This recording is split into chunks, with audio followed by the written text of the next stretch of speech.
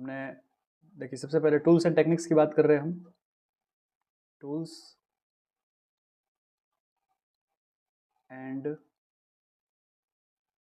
Techniques, ठीक है। और इस टूल्स और टेक्निक्स में हमने अभी क्या क्या पढ़ लिया है देख लीजिए। टूल्स और टेक्निक्स में हमने पढ़ लिया है एंजाइम्स पढ़ लिए सारे एंजाइम्स, और हमने पढ़ लिए है वेक्टर।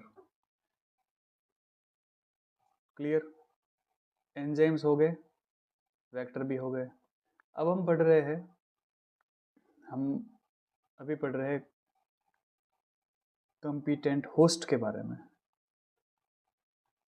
कंपिटेंट होस्ट का मतलब क्या है, पहले तो ये समझना है अपन को।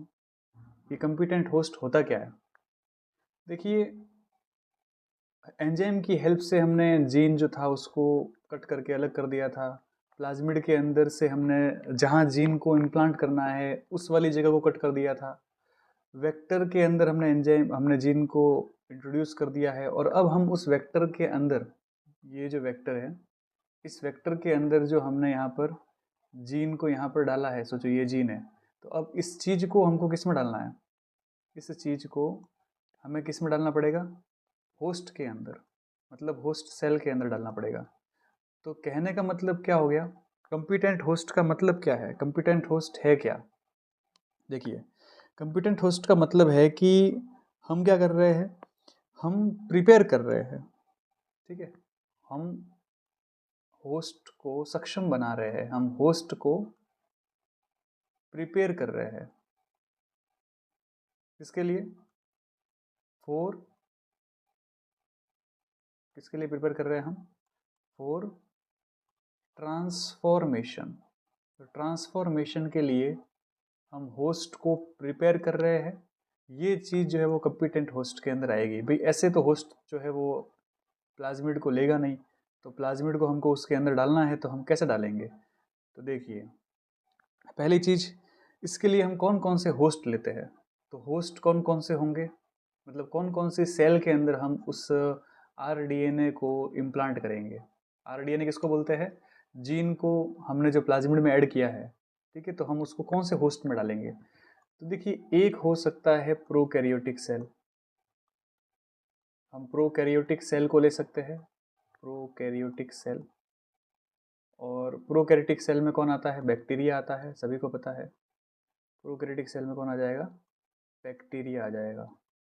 और इस बैक्टीरिया में बेस्ट एग्जाम्पल जो हम यूज़ में लेते हैं वो है ई कोलाई,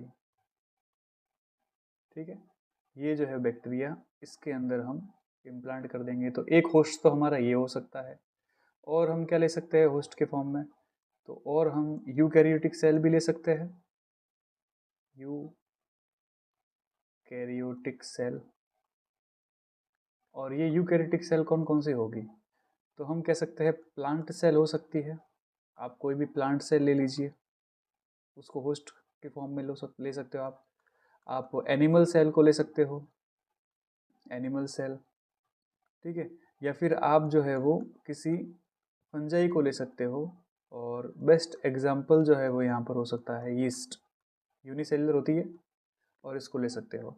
तो पहले तो हम देखो होस्ट कौन कौन से लेंगे उसके बारे में हमको समझना है कि कौन कौन से होस्ट हम लेते हैं, ठीक है।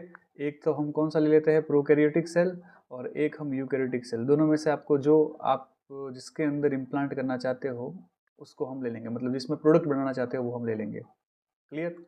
अब क्या होता है देखो, होस्ट के पास में क्या होती है, सेल वॉल होती है। अब देखो जैसे प्लांट लिया मैंने तो वो सेल वॉल होगी, अब सेल वॉल को डिजोल्व करना पड़ेगा, तो आपको पता ही है हम सेल वॉल को लाइजिंग एंजाइम के थ्रू डिजोल्व करते हैं, ठीक है। पीछे बच जाता है प्रोटोप्लास्ट, क्या बच जाता है हमारे पास में, जब हम सेल वॉल को हटा देंगे तो हमारे पास में प्रोटोप्लास्ट बचेगा, प्रोटोप्लास्ट। ये प्रोटोप्लास्ट क्या होता है, प्रोटोप्लास्ट है सेल विदाउट सेल वॉल।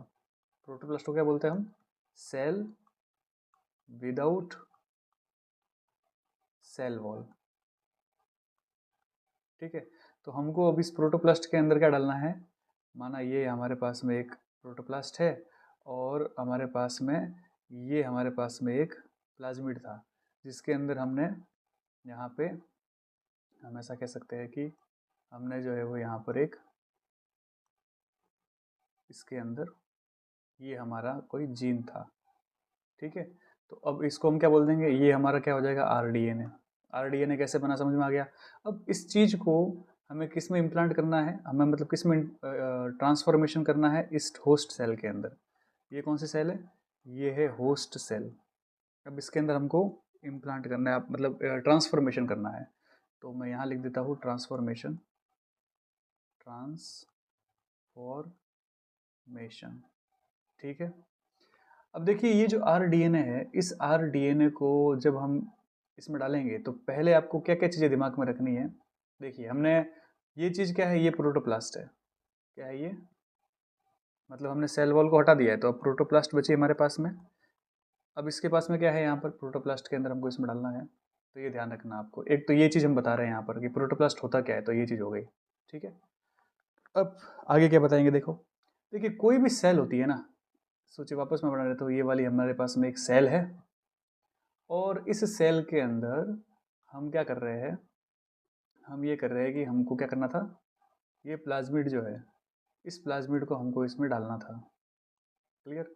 और इसके पास में हमारा ये डिजायर जीन भी है, ये डिजायर जीन। तो जब डिजायर जीन प्लाज्मिड के साथ में ऐड हो जाएगा तो हम बोलेंगे भाई साहब ये हो गया आरडीएनए। अब इस आरडीएनए को हमें इस होस्ट सेल में ट्रांसफॉर्म करना है। अब ऐसे तो जाएगा नहीं है, ठीक है, ऐसे भेजेंगे थोड़ी जाएगा कि हाँ भाई आ जाओ। होस्ट सेल तो जैसे इंतजार करने के लिए बैठी थी कि हाँ आओ मैं तो तुम्हारे लिए बैठी हूँ, ऐसा नहीं है। आरडीएनए जो है, देखो डीएनए जो है उसका नेचर कैसा होता है आपको समझना पड़ेगा, कुछ बुनियादी चीज़ें समझनी पड़ेगी। डीएनए जो है वो होता है नेगेटिव।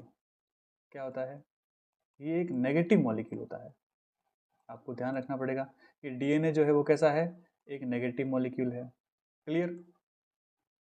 और जिसमें हम यहाँ पर डाल रहे हैं, देखो उसके पास में क्या होती है, प्लाज्मा मेम्ब्रेन होती है। मैं पीएम लिख रहा हूँ, समझ जाना, प्लाज्मा मेम्ब्रेन। प्लाज्मा मेम्ब्रेन जो है वो होती है यहाँ पर आप कह सकते हो कि ये हाइड्रोफोबिक होती है। ये नेचर आपको दिमाग में रखना है।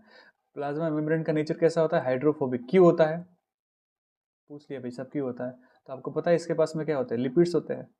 और लिपिड्स की वजह से यहाँ पर इसकी नेचर कैसी हो जाएगी, हाइड्रोफोबिक, मतलब पानी से ये दूर भागेगी। जबकि डीएनए जो होता है ये होता है हाइड्रोफिलिक। भाई साहब ये मोहब्बत करता है पानी से, हाइड्रोफिलिक, ठीक है, फिलिक लिखा हुआ है। हाइड्रो मतलब वाटर, तो वाटर जो है उसके पास में जा सकता है, ये वाटर के साथ में एसोसिएट हो सकता है। जबकि प्लाज्मा मेम्ब्रेन जो होती है, ये प्लाज्मा मेम्ब्रेन जो है ये वाटर से भागेगी दूर। अब यार ऐसा मॉलिक्यूल, ठीक है, डीएनए जो है वो एक ऐसा मॉलिक्यूल है जो पानी के साथ में अटैच हो सकता है, जबकि ये नहीं हो सकता। तो इसका मतलब इन दोनों का नेचर, किन दोनों का नेचर, ये जो ये आर डीएनए है, इस आर डीएनए का नेचर तो है पानी के पास में जाना, हाइड्रोफिलिक। और होस्ट सेल की प्लाज्मा मेम्ब्रेन का नेचर है पानी से दूर भागना। अब दोनों का नेचर जो है वो अलग अलग हो जाएगा। अब ऐसे नेचर वाले मामले में आपको इसको इसमें डालना है तो ये जाएगा नहीं ऐसे। तो इसको हमको क्या करना पड़ेगा, प्रिपेयर करना पड़ेगा। इसी को हम कॉम्पिटेंट होस्ट बोल रहे हैं। तो अब हमको इसको सक्षम बनाना पड़ेगा कि इसमें जा सके। इसके लिए हमको क्या करना पड़ेगा, इसकी जो प्लाज्मा मेम्ब्रेन होती है, ठीक है, हमको क्या करना पड़ेगा, इसकी जो प्लाज्मा मेम्ब्रेन होती है, कौन सी प्लाज्मा मेम्ब्रेन, होस्ट सेल की प्लाज्मा मेम्ब्रेन, होस्ट सेल की प्लाज्मा मेम्ब्रेन जो है इसके अंदर कॉन्फ़िगरेशन के अंदर चेंज करना पड़ेगा। कॉन्फ़िगरेशनल चेंज लाना पड़ेगा। जब थोड़ा बहुत इसके अंदर जो है वो संरूपणीय विन्यास परिवर्तित होगा, थोड़ा कॉन्फ़िगरेशन चेंज आएगा, तो ये डीएनए जो है वो सीधा किसमें चला जाएगा, होस्ट सेल के अंदर, ठीक है। इसके लिए हम क्या करते हैं, देखो इसके लिए हम जो है वो डाईवेलेंट केटायन का यूज़ करते हैं। इसका यूज़ करेंगे हम यूज़ करेंगे डाईवेलेंट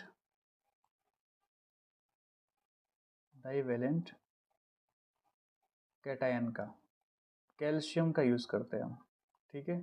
ये कैल्शियम से जब हम इसको ट्रीटमेंट करेंगे, कैल्शियम से किसको ट्रीटमेंट करेंगे हम, प्लाज्मा मेम्ब्रेन को। इस प्लाज्मा मेम्ब्रेन के ऊपर जब कैल्शियम का क्या होगा, ट्रीटमेंट होगा, तो क्या होगा, कैल्शियम के ट्रीटमेंट की वजह से प्लाज्मा मेम्ब्रेन जो है, इस प्लाज्मा मेम्ब्रेन में क्या चेंजेस आएंगे, तो समझिए इसकी वजह, जैसे आप कैल्शियम जो है उसको प्लाज्मा मेम्ब्रेन के साथ में, डाइवेलेंट कैटायन को आप प्लाज्मा मेम्ब्रेन के साथ में ट्रीटमेंट में दोगे, तो ये क्या करता है, ये जो आपके पास में जो कैल्शियम है, ये प्रोटीन के ऊपर, देखो जो प्लाज्मा मेम्ब्रेन क्या बनी हुई है, प्रोटीन और लिपिड की बनी हुई है। तो जो प्लाज्मा मेम्ब्रेन बनी हुई है, समझना है आराम से, जो प्लाज्मा मेम्ब्रेन बनी हुई है ना, इस प्लाज्मा मेम्ब्रेन के पास में क्या है, प्रोटीन है जगह जगह पे। ये प्रोटीन है, ये प्रोटीन है, ये प्रोटीन है, ये प्रोटीन है, और बीच बीच में क्या है इसके पास में, इसके पास में खूब सारे जो है वो फॉस्फोलिपिड है। ये सब हमने फॉस्फोलिपिड बना दिए। तो जैसे ही आप कैल्शियम आयन का ट्रीटमेंट करवाओगे, तो कैल्शियम आयन का ट्रीटमेंट करवाने पर कैल्शियम जो है वो अफेक्ट कर देता है किसको, डिस्ट्रीब्यूशन ऑफ इलेक्ट्रॉन्स को, है ना। कैल्शियम आयन जो है वो क्या करेगा, ये जो है वो यहाँ पर किसको अफेक्ट करेगा, affect affect the distribution of electrons on the protein. कौन सी प्रोटीन, ऑफ प्लाज्मा मेम्ब्रेन। तो जैसे ही आपने कैल्शियम को ट्रीटमेंट के लिए प्लाज्मा मेम्ब्रेन के पास में लाया, तो ये डाइवेलेंट कैटायन क्या करता है, प्लाज्मा मेम्ब्रेन के अंदर की जो प्रोटीन होती है, इस प्रोटीन के अंदर के इलेक्ट्रॉन के जो है डिस्ट्रीब्यूशन को क्या कर देता है, अफेक्ट करता है। ठीक है, चलो ये बात समझ में आ गई। उसकी वजह से क्या होगा, उसकी वजह से जो इंट्रा मॉलिक्यूलर बॉन्ड होता है, देखिए क्या होगा, उसकी वजह से जो इंट्रा मॉलिक्यूलर बॉन्ड होता है, इंट्रा मॉलिक्यूलर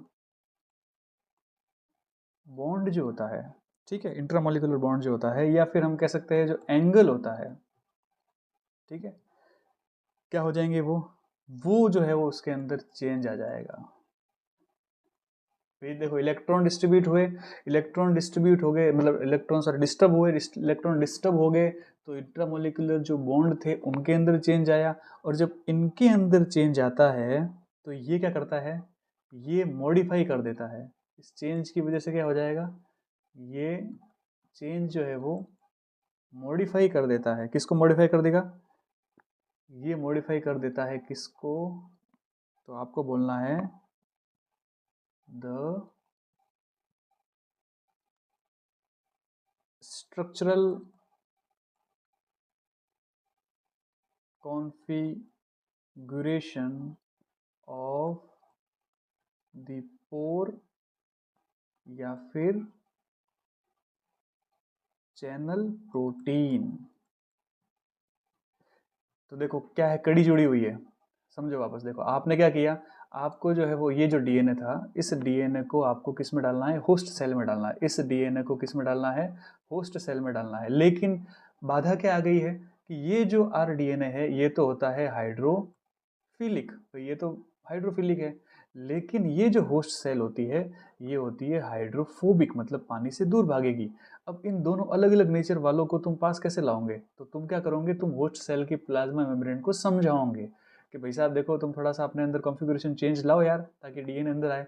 तो फिर मैं, वो होस्ट सेल बोलेगी मैं तो कोई आज चेंज हूँ, कोई कल चेंज हूँ। तो फिर तुम क्या करोगे, अच्छा चेंज नहीं हो रही तू, तो रुक जा 2 मिनट। प्लाज्मा मेम्ब्रेन के ऊपर तुम क्या करोगे, डाइवेलेंट जो कैटायन होता है ना, उसका ट्रीटमेंट कर दोगे।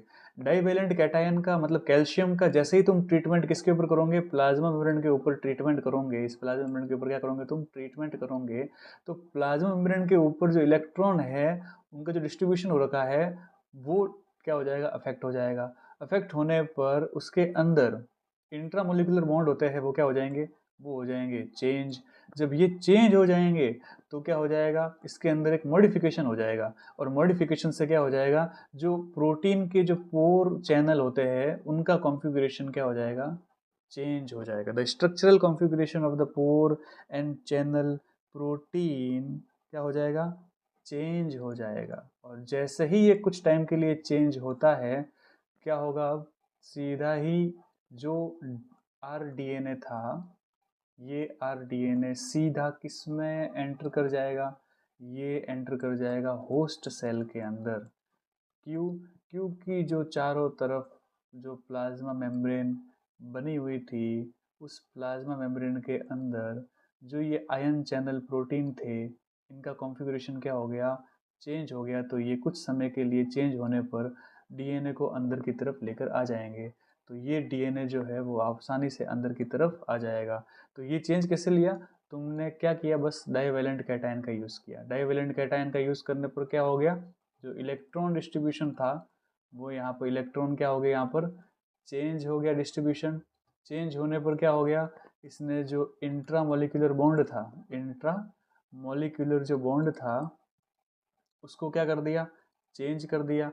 जब इंट्रा मॉलिक्यूलर बॉन्ड को चेंज किया तो जो आयन चैनल थे, है ना, या आयन चैनल बोल दो या फिर पोर चैनल बोल दो, प्रोटीन के बने हुए होते हैं, उनके अंदर क्या आ गया, चेंज आ गया।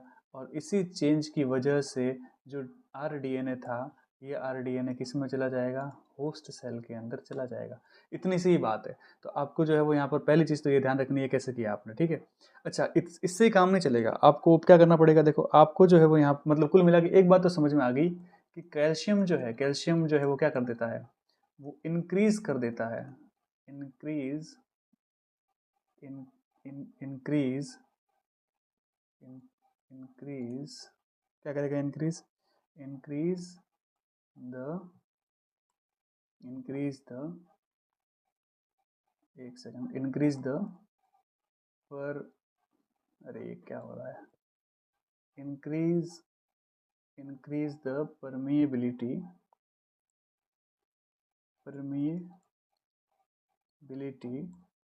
ऑफ, किसकी इंक्रीज कर दी इसने परमेबिलिटी, ऑफ प्लाज्मा मेम्ब्रेन।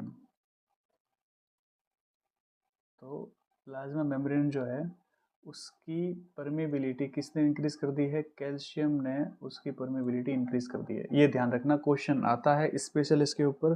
तो एक तो तरीका ये हो गया, आपने कैल्शियम के थ्रू जो है वो यहाँ पर परमेबिलिटी इंक्रीज करवा दी, ठीक है। पूरा समझना है तो वापस से एक बार इसको देख लीजिए। क्या किया, हमको क्या करना है, देखो हम जो है वो टूल्स एंड टेक्निक्स के अंदर एंजाइम को पढ़ लिया था, वेक्टर को पढ़ लिया था, कंपिटेंट होस्ट को पढ़ रहे हैं।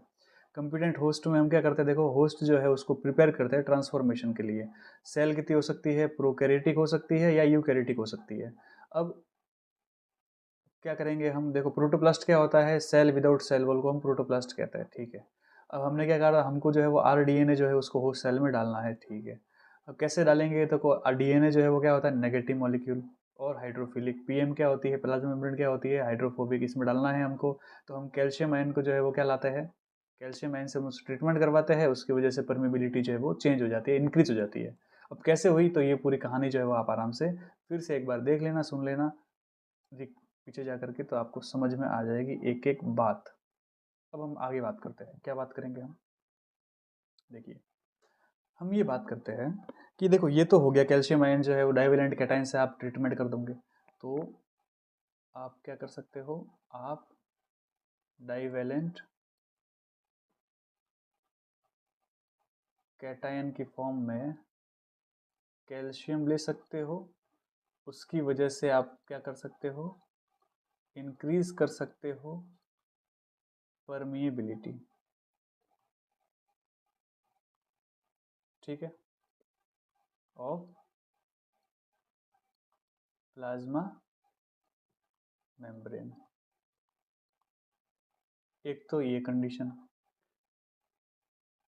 और क्या करेंगे हम, और हम क्या कर सकते हैं, तो हम कह रहे हैं कि अब देखो ये जो विधि है ना, इससे डीएनए जो है प्लाज्मा मेम्ब्रेन के अंदर जो छेद होता है उससे सेल के अंदर एंटर कर देगा।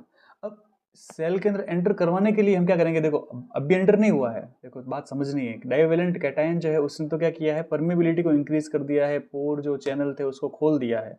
लेकिन अभी हमको एंटर करवाना है, एंटर करवाने के लिए हम क्या करेंगे, हम इसके अंदर हीट शॉक देंगे। ठीक है, ऐसे नहीं चला जाएगा सीधा, अभी तो हमको हीट शॉक भी देना है। अब ये हीट शॉक कैसे देते हैं, कुछ नहीं करना, बस एक नॉर्मल सा आप मानो कि भाई ये आपके पास में जो है वो कोई आइस क्यूब है। क्या है ये, आइस क्यूब। ठीक है, ये है आपके पास में आइस। और अब ये आइस जो है, इस आइस के अंदर आपको क्या करना है, इस आइस के ऊपर आपने जो है वो क्या रख दी, आपने RDNA भी रख दिया है, और आपने जो है वो क्या रख दिया, होस्ट सेल भी रख दी है। समझो बात को, RDNA और होस्ट सेल को आपने आइस क्यूब के ऊपर रख दिया, या फिर आइस से आप ट्रीटमेंट करवा रहे हो। ठीक है, तो आप आइस पर रखोगे। अब क्या होगा, आइस पर रखने के बाद में DNA जो है उसको हम बलपूर्वक कोशिका में भेजेंगे कि भाई साहब जा DNA जा, तू जा। नहीं जा रहा तो फिर हम क्या करेंगे, हम इसको फटाफट से 42 डिग्री सेंटीग्रेड पर लेके जाएंगे। क्या ले, तुझे ठंडा अच्छा नहीं लग रहा, तो हम जो है वो तेरे को क्या देंगे, हीट देंगे। हीट देंगे, फिर वापस से उसको क्या किसके ऊपर लेके आएंगे, फिर से उसको आइस क्यूब के ऊपर लेके आएंगे। तो पहले तो हमने आइस पे रखा, ठीक है, पहले तो हमने इसको किस पे रखा, आइस पे रखा। फिर उसके बाद 42 डिग्री सेंटीग्रेड पे रखा, और फिर से आइस पर रखा। तो इसकी वजह से क्या हो जाएगा कि जो DNA था, कौन सा DNA, RDNA, वो सीधा किस में चला जाएगा, होस्ट सेल के अंदर चला जाएगा। ये कहानी ध्यान में रखनी है, इसको बोलते हैं हीट शॉक, और कुछ नहीं है इसके अंदर। तो देखो क्या क्या हुआ, हुआ ये कि आपने जो है वो कैल्शियम से तो क्या कर दिया, उसकी परमिएबिलिटी चेंज कर दी, परमिएबिलिटी को चेंज कर दिया। और हीट शॉक जो था, हीट शॉक, उसकी वजह से आपने क्या कर दिया, एंट्री करवा दी, किसकी, RDNA की, किसमें, होस्ट सेल के अंदर। तो ये दो चीज़ें जो है कैसे की हमने, समझ में आया। तो कैल्शियम का यूज़ किया और फिर हीट शॉक दे दिया। अब हीट शॉक कैसे दिया, कैल्शियम का यूज़ कैसे किया, वो आप आराम से समझ चुके होंगे। तो हम अब आगे बात करते हैं। देखिए, ये जो है वो कॉम्पिटेंट होस्ट का मसला हो जाएगा एक। तो एक तो हम इस तरीके से जो है वो एंटर करवाएंगे होस्ट सेल का। अब देखो दूसरे भी मेथड होते हैं, अलग अलग टाइप के मेथड होते हैं, उन मेथड को हम समझते हैं। देखिए क्या होता है इसके अंदर। तो मैं यहाँ पर बिना वेक्टर के, देखो ये जो मेथड था ये तो था वेक्टर के साथ में, लेकिन अब हम बात करते हैं methods methods for methods for vectorless methods for vectorless gene transfer. हम क्या कर रहे हैं, हम अब वेक्टर का यूज नहीं करेंगे, अब हम सीधा DNA को जो है वो बिना प्लाज्मिड में जोड़े, बिना वेक्टर में जोड़े, सीधा किस में एंटर करवा देंगे, होस्ट के अंदर एंटर करवा देंगे। तो उसके अलग अलग जो है वो आपके पास में, हम ऐसा कह सकते हैं कि मेथड होते हैं। फर्स्ट मेथड कौन सा है, फर्स्ट मेथड होता है केमिकल मेथड। कौन सा मेथड है, आप केमिकल मेथड का यूज़ करो। हाँ साहब कर लेंगे, कोई समस्या नहीं है हमको केमिकल मेथड यूज़ करने में। पर केमिकल कौन सा ले, तो आप क्या बोलोगे, देखो जो जीन होता है, पहले तो आप समझो कि जो जीन होता है, ये जीन मतलब जो आपको DNA जो आपको अंदर डालना है होस्ट सेल के अंदर, जीन जो है उसको जो है वो किसके साथ में रख लो आप, प्रोटोप्लास्ट के साथ में रख लो। अभी प्रोटोप्लास्ट समझ में आ गया, बिना सेल वॉल के, है ना। प्रोटोप्लास्ट के साथ में आपने रख दिया जीन को, क्योंकि इसमें डालना है आपको।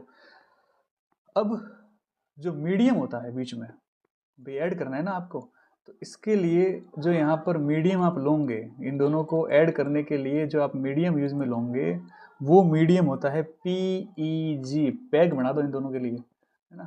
पैग मतलब, पैग का मतलब होता है पॉली इथाइलिन ग्लाइकॉल। कौन सा मीडियम लिया आपने, पॉली इथाइलिन ग्लाइकॉल। तो पॉलीइथाइलिन ग्लाइकोल वाला आपने मीडियम ले लिया। जैसे ही आप इस केमिकल मीडियम का यूज़ करते हो और किसी जीन को किसी प्रोटोप्लास्ट के पास में रखते हो, तो वो जीन जो है वो सीधी किस में चली जाएगी, आपके ऑटोमेटिकली गोज इनटू सेल।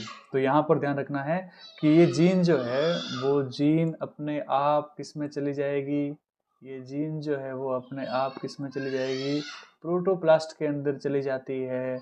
और किस केमिकल की हेल्प से जाती है, तो ये याद रखना है केमिकल का नाम PEG। क्या हमने इसमें वेक्टर लिया? नहीं लिया हमने वेक्टर, हमने सीधी जीन को इसमें डाल दिया।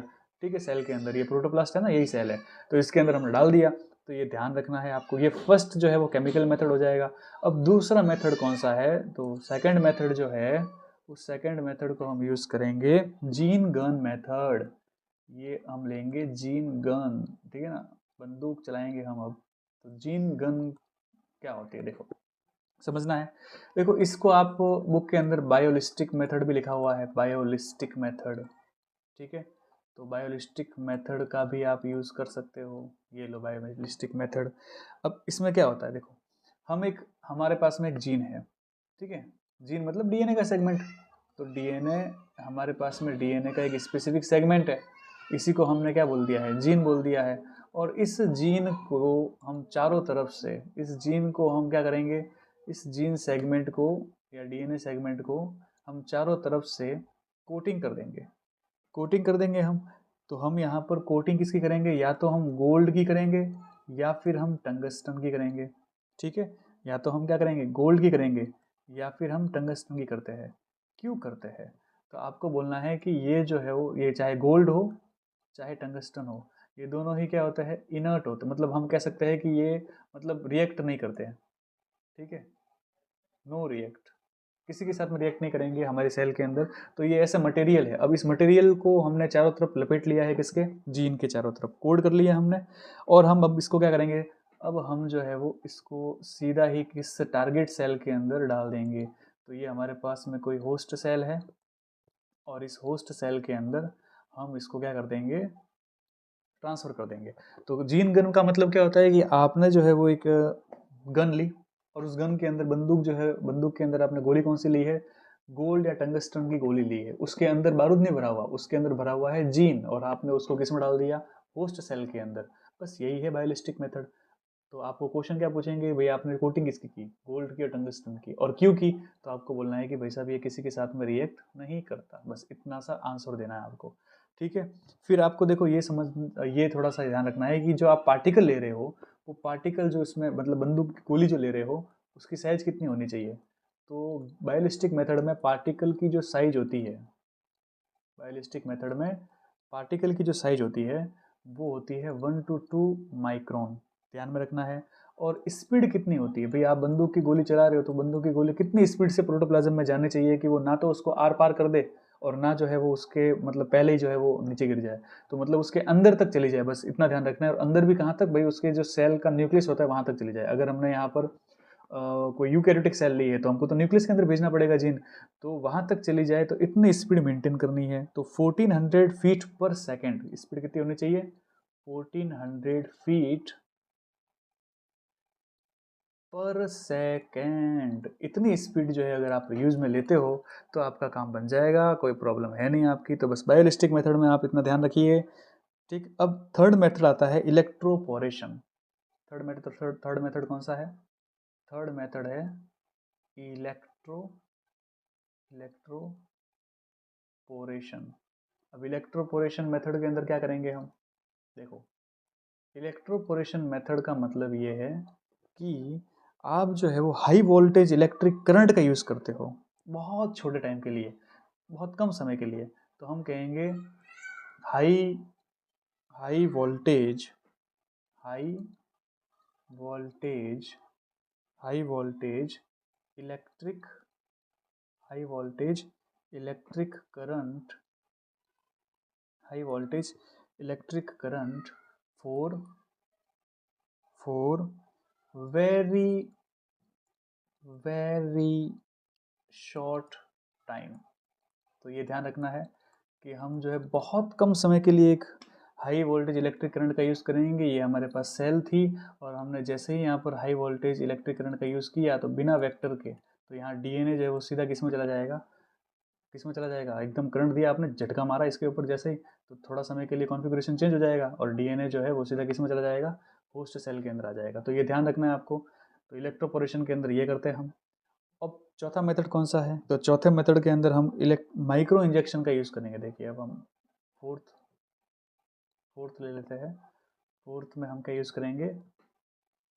फोर्थ मेथड है वेक्टरलेस वाला।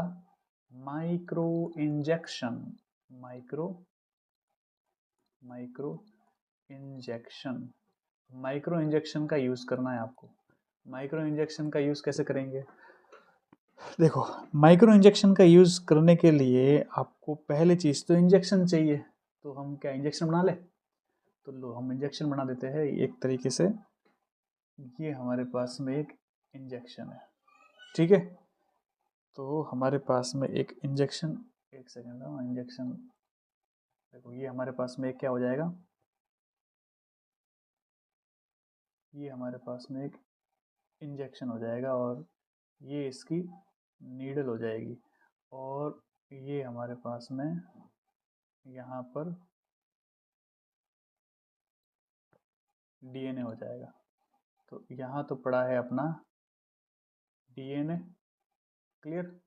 ये जो है वो क्या हो जाएगा, माइक्रो इंजेक्शन। समझने के लिए बता रहा हूँ मैं आपको, पीछे समझो एग्जांपल के लिए कि डीएनए था, डीएनए को हमने इंजेक्शन में भरा और इसके आगे की तरफ क्या है, इसके आगे की तरफ जो है वो है हमारे पास में एक सेल, ये सेल, ठीक। अब इस सेल के अंदर हमको क्या करना है, इसको भेजना है। इसके अंदर क्या है, न्यूक्लियस। अब सेल कितनी छोटी होती है, उसके अंदर माइक्रो इंजेक्शन डालेंगे तो पहली बात तो पकड़ना पड़ेगा, वरना वो सेल इधर उधर हो सकती है। तो हम यहाँ इसको पकड़ने के लिए, इसको पकड़ने के लिए क्या करते हैं, हम यहाँ पर इसको पकड़ने के लिए एक वैक्यूम का यूज़ करते हैं। क्या यूज़ करते हैं हम, एक वैक्यूम, वैक्यूम पंप का यूज़ करते हैं। अब ये वैक्यूम पंप क्या करेगी, ये वैक्यूम पंप जो है वो इस सेल को, ये क्या है यहाँ पर हमारे पास में सेल, तो इस सेल को होल्ड करने का काम कर रही है। होल्ड करने का काम कौन कर रहा है, वैक्यूम। अच्छा, अंदर की तरफ ट्रांसफ़र करने का काम कौन कर रहा है, ये वैक्सीन। किसको ट्रांसफ़र करेगा, डीएनए को। अब यहाँ पर जैसे हम इंजेक्शन डालेंगे तो ये डीएनए यहाँ से होता हुआ, इसकी नीडल से होता हुआ और फिर कहाँ चला जाएगा, इसके न्यूक्लियस में, ठीक है, चला जाएगा। तो बस हो गया मामला खत्म। माइक्रो इंजेक्शन का यूज़ कैसे करते हैं समझ में आया। तो सक्शन प्रेशर क्रिएट करने के लिए तो हम किसका यूज़ करेंगे, किसका यूज़ करेंगे, तो सक्शन प्रेशर यूज़ करने के लिए हम जो है वो वैक्यूम पंप का यूज़ करेंगे और उसके बाद में इंजेक्ट किसकी हेल्प से कर देंगे, माइक्रो इंजेक्शन की हेल्प से कर देंगे। तो इस तरीके से जो है वो आपके सेल में ये चली जाएगी। वैक्यूम पंप का इस्तेमाल नहीं करेंगे तो सेल क्या हो जाएगी, नीचे गिर सकती है, ठीक है, सेल फॉल हो सकती है। तो मतलब और हम जो जिस सेल में चाहते हैं उस सेल के अंदर फिर हो जाएगा नहीं, डीएनए खराब हो जाएगा हमारा, इतनी मुश्किल जो से हमने जो डीएनए निकाला है वो खराब हो सकता है। तो माइक्रो इंजेक्शन का यूज़ हम कर सकते हैं वेक्टरलेस मेथड के लिए। तो ये जो है वो जानकारी आपको दिमाग में रखनी है। ये सारी की सारी चीज़ें बिना वेक्टर की थी। तो देखो वापस से एक बार नाम ले लेता हूँ मैं। हम किसको पढ़ रहे हैं, हम जो है वो यहाँ पर पहले हमने पढ़ा डाइवेलेंट कैटायन का यूज़ किया, हमने हीट शॉक लगा दिया, ठीक है, और वेक्टर की हेल्प से हमने जो डीएनए था उसको आरडीएनए बनाया और फिर होस्ट सेल में चला लेके चले गए। अब हम जो है वो बिना वेक्टर के यूज़ कर रहे हैं तो पहला जो है वो केमिकल मेथड हो जाएगा। तो फर्स्ट हमने केमिकल मेथड पढ़ लिया, कौन सा chemical, PEG, poly ethylene glycol, ठीक है। फिर उसके बाद अगला जीन गन, तो जीन गन भी पढ़ लिया हमने। क्वेश्चन क्या आएगा, बस इसके ऊपर कोटिंग किसकी होती है, तो गोल्ड की होती है और टंगस्टन की होती है। फिर हमने क्या पढ़ा, फिर हमने पढ़ा यहाँ पर इलेक्ट्रोपोरेशन। इलेक्ट्रोपोरेशन में हम जो है बहुत शॉर्ट टाइम के लिए क्या करेंगे, हाई वोल्टेज का यूज़ करेंगे तो डीएनए अपने आप चला जाएगा। फिर हमने क्या पढ़ा, माइक्रो इंजेक्शन। माइक्रो इंजेक्शन जो है वो देख लो आप, सक्शन प्रेशर पंप सब हमने रेडी रेट मामले तैयार कर दिए और हम जो है वो आराम से उसको अंदर की तरफ लेके चले जाएंगे। तो ये हो जाएगा आपका वेक्टर। और वेक्टर के बिना आप जो है वो कैसे उसको होस्ट के अंदर कंपिटेंट होस्ट जो है वो बना करके और फिर जो है वो ट्रांसफ़र करते हो। अब अगला टॉपिक क्या है, अगला टॉपिक है देखो यहाँ पर process of recombinant DNA technology. तो देखो process, process of of recombinant DNA technology, इसको पढ़ना है अभी, टेक्नोलॉजी कि प्रोसेस कौन सा है। तो प्रोसेस पढ़ने से पहले एक बार हमको यहाँ ध्यान रखना पड़ेगा कि जो हमने एंडो न्यूक्लियेज रेस्ट्रिक्शन एंजाइम लिया था, ठीक है ना, रेस्ट्रिक्शन एंडोन्यूक्लियस एंजाइम जो लिया था हमने, उस एंजाइम से हमने कटिंग कैसे की थी और फिर हमने यहाँ पर उसको सेपरेट कैसे किया था, ठीक है, वो थोड़ा सा पढ़ना ज़रूरी हो जाएगा। तो सेपरेशन जो है वो हम कैसे करेंगे, वो चीज़ हमको थोड़ा सा पढ़ना पड़ेगा, क्लियर। तो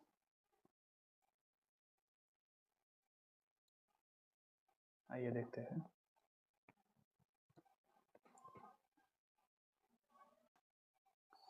तो separation and isolation of DNA fragments topic लगा देते हैं हम।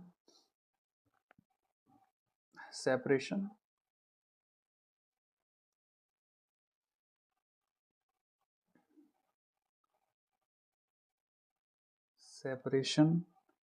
एंड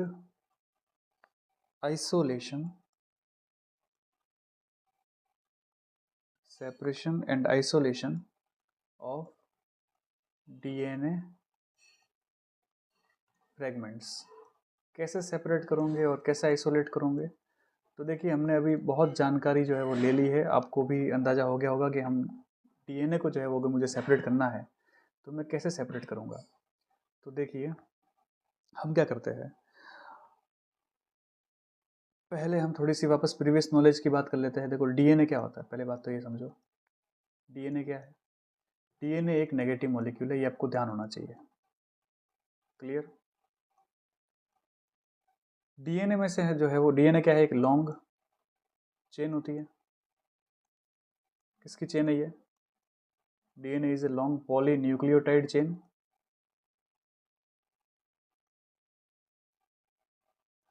और इसी पॉलीन्यूक्लियोटाइड चेन के अंदर कोई स्पेसिफिक सीक्वेंस होता है, उसको हम क्या बोलते हैं? जीन बोलते हैं। अब इस जीन को हमको क्या करना है? सेपरेट करना है। तो सेपरेट हम कैसे करेंगे? तो आपको पता है, सेपरेट करने के लिए हमारे पास में क्या होता है? हमारे पास में होती है रेस्ट्रिक्शन एंजाइम।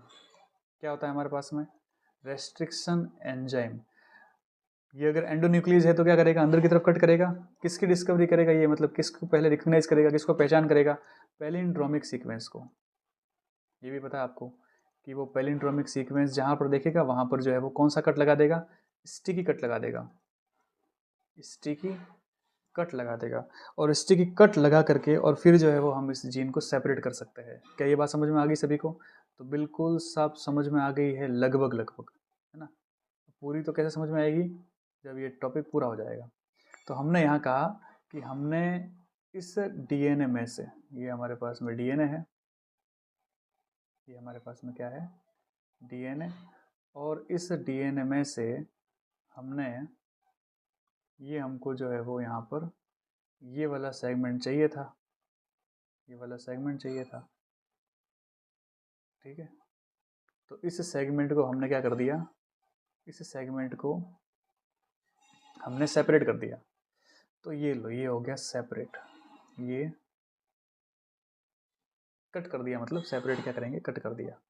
और बाकी जो है वो यहाँ पर ये बेचारा डीएनए इधर, आधा इधर और आधा इधर।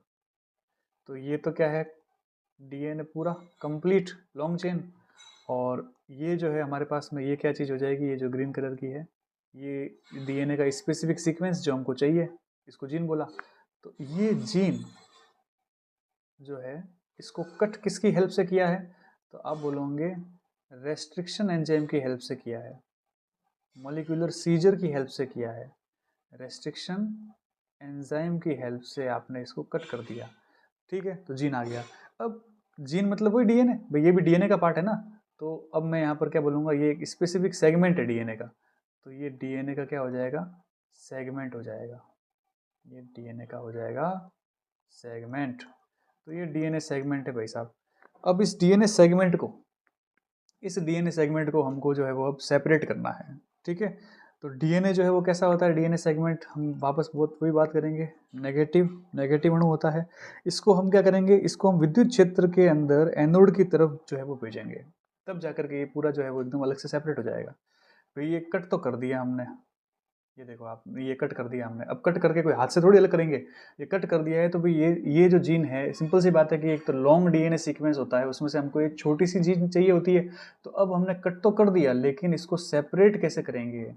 ये कट तो कर दिया हमने, लेकिन सेपरेशन जो है वो कैसे करेंगे? ये कट तो हो गया, कट जो है वो लग गया है, लेकिन सेपरेशन कैसे करेंगे? तो देखो क्या करते हैं हम जो है वो किसका यूज़ करते हैं, इस तरीके से मैं आपके सामने एक शीट बना रहा हूँ। ये हमने एक शीट बनाई, ठीक है, सही नहीं बनी, इसको थोड़ा सही बनाते हैं। ये लो, ये हमने बना दी सीट, ठीक है, सीट बना दी हमने।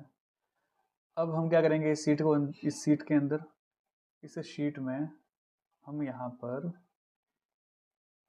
पर ये जो है वो वेल होते हैं, क्या होता है, कुएं। इसके अंदर हम जो है वो क्या करेंगे, हम हमारा सैंपल डालेंगे। तो यहाँ देखो, यहाँ सैंपल डाल दिया, ये सैंपल डाल दिया, और इसको पूरे पूरे जो यहाँ पर ये जो मामला है, इसको हम क्या कर देंगे, इसको हम एनोड और कैथोड लगाएंगे, और यहाँ जो है वो हम इलेक्ट्रिक फील्ड बनाएंगे, इलेक्ट्रिक फील्ड। अब मानो यहाँ पर जो है इस तरफ क्या है, प्लस, इस तरफ क्या है, इस तरफ जो है वो माइनस है। इसको समझ लो एक बार, ये तो हमने बैटरी लगाई है, इधर इस तरफ जो है वो हमारे पास में बैटरी है। तो हमने ऐसे माना, इसको अभी एक बार कंफ्यूज हो जाऊंगे, एक बार छोड़ो इसको, आप इसको समझो, आप इसको समझो कि देखो, आपने जो है वो एक शीट ले ली। ये जो शीट है, ये शीट जो है वो किसकी बनी हुई है, तो ये शीट बनी हुई है अगार अगार की। अगार अगार क्या होता है, अगार अगार होता है नेचुरल पॉलीमर। ग्रासिलेरिया, जिलेडियम, जो रेड एल्गी होती है उससे बनती है ये अगार अगार, जिसको हम कल्चर मीडिया बनाने में हेल्प करते हैं, या कल्चर मीडियम बनाने में हेल्प में लेते हैं। किसको लेते हैं हम, इस अगार अगार को लेते हैं। तो अगार अगार क्या होता है, अगार अगार इज ए नेचुरल पॉलीमर, ठीक है। रेड एल्गी जो होती है, ग्रासिलेरिया जिलेडियम, है ना, उसके अंदर से हम इसको लेते हैं। किस लिए लेंगे, कल्चर मीडियम बनाने के लिए। तो देखो हमारे पास में किसका मीडियम है, अगार अगार का मीडियम है। तो हमारे पास में जो है वो ये अगार अगार का क्या हो जाएगा, मीडियम हो जाएगा। ये क्या है हमारे पास में, सारे के सारे येलो कलर के, ये हमारे पास में जो है वो क्या हो जाएंगे, डीएनए, डीएनए फ्रेगमेंट। अब जैसे ही हम क्या करेंगे, इलेक्ट्रिक फील्ड जो है, इसमें इलेक्ट्रिसिटी जो है उसको कंडक्ट करेंगे, तो क्या होगा, सिंपल सी बात है, डीएनए क्या होता है, नेगेटिव मॉलिक्यूल, वो जो है वो आगे की तरफ जाना चालू करेगा। अब आगे की तरफ जाना चालू करेगा, तो देखो ये हम यहाँ पर इस तरीके से इसमें ऐसे लाइन बना देते हैं। आप देखोगे कि ये जो प्लस है ना, यहाँ तक आते आते डीएनए फ्रेगमेंट जो है वो बहुत ही ज़्यादा छोटे हो गए। देखो ये वाला फ्रेगमेंट बहुत लंबा है, तो ये ज़्यादा ट्रेवल नहीं कर पाया। फिर उससे लंबा ये था, उससे छोटा ये था, ये थोड़ा सा और चला गया, उससे छोटा ये था, ये थोड़ा और आगे चला गया, उससे छोटा ये था, ये और आगे चला, ये तो बिल्कुल टिंगने टिंगने हैं दोनों। मतलब कह सकते हो कि ये हम जो है यहाँ पर क्या कर रहे हैं, ये हम यहाँ पर जो मॉलिक्यूलर वेट है, मॉलिक्यूलर वेट जो है, उसके हिसाब से हम क्या कर रहे हैं, डीएनए का सेपरेशन कर रहे हैं, डीएनए का सेपरेशन कर रहे हैं। और किसके थ्रू कर रहे हैं, इलेक्ट्रिकल करंट के थ्रू कर रहे हैं। तो ये जो टेक्निक होगी, इसको हम क्या बोलेंगे, इसको हम बोलेंगे जेल इलेक्ट्रो, इसको हम क्या बोलेंगे, हम इसको हम बोल देंगे जेल इलेक्ट्रोफोरेसिस। तो हम जो है वो इसको जेल इलेक्ट्रोफोरेसिस नाम दे देते हैं। जेल हमने अगार अगार का यूज़ किया, इलेक्ट्रोफोरेसिस के अंदर हमने इलेक्ट्रिक करंट का यूज़ किया है। और इसलिए किया है ताकि डीएनए के जो फ्रेगमेंट हमने काटे थे, जो कट किए थे, वो अब क्या हो जाए, according to molecular weight separate हो जाए। अब उसमें से हमको पता है कि भाई जो जीन है जो हमने लिया है उसका मॉलिक्यूलर वेट क्या होगा, तो वो जहाँ होगा वहाँ से हम उसको क्या कर लेंगे, सेपरेट कर लेंगे। तो ये जेल इलेक्ट्रोफोरेसिस वाली टेक्निक जो है वो आपको दिमाग में रखनी है। कैसे की है आपने जेल इलेक्ट्रोफोरेसिस टेक्निक, देखो जेल इलेक्ट्रोफोरेसिस क्या करते हो इसके अंदर, इसमें हम जो है वो अगार अगार यूज़ करते हैं, किसके लिए, मीडियम बनाने के लिए, ठीक है। और क्या करते हो हम, ये बैटरी का यूज़ करते हैं हम, ठीक है। और क्या करते हो, आपके पास में खूब सारे क्या होते हैं, सैंपल डीएनए होते हैं, ठीक है। और फिर ये सैंपल डीएनए सारे के सारे कैसे होते हैं, नेगेटिव होते हैं।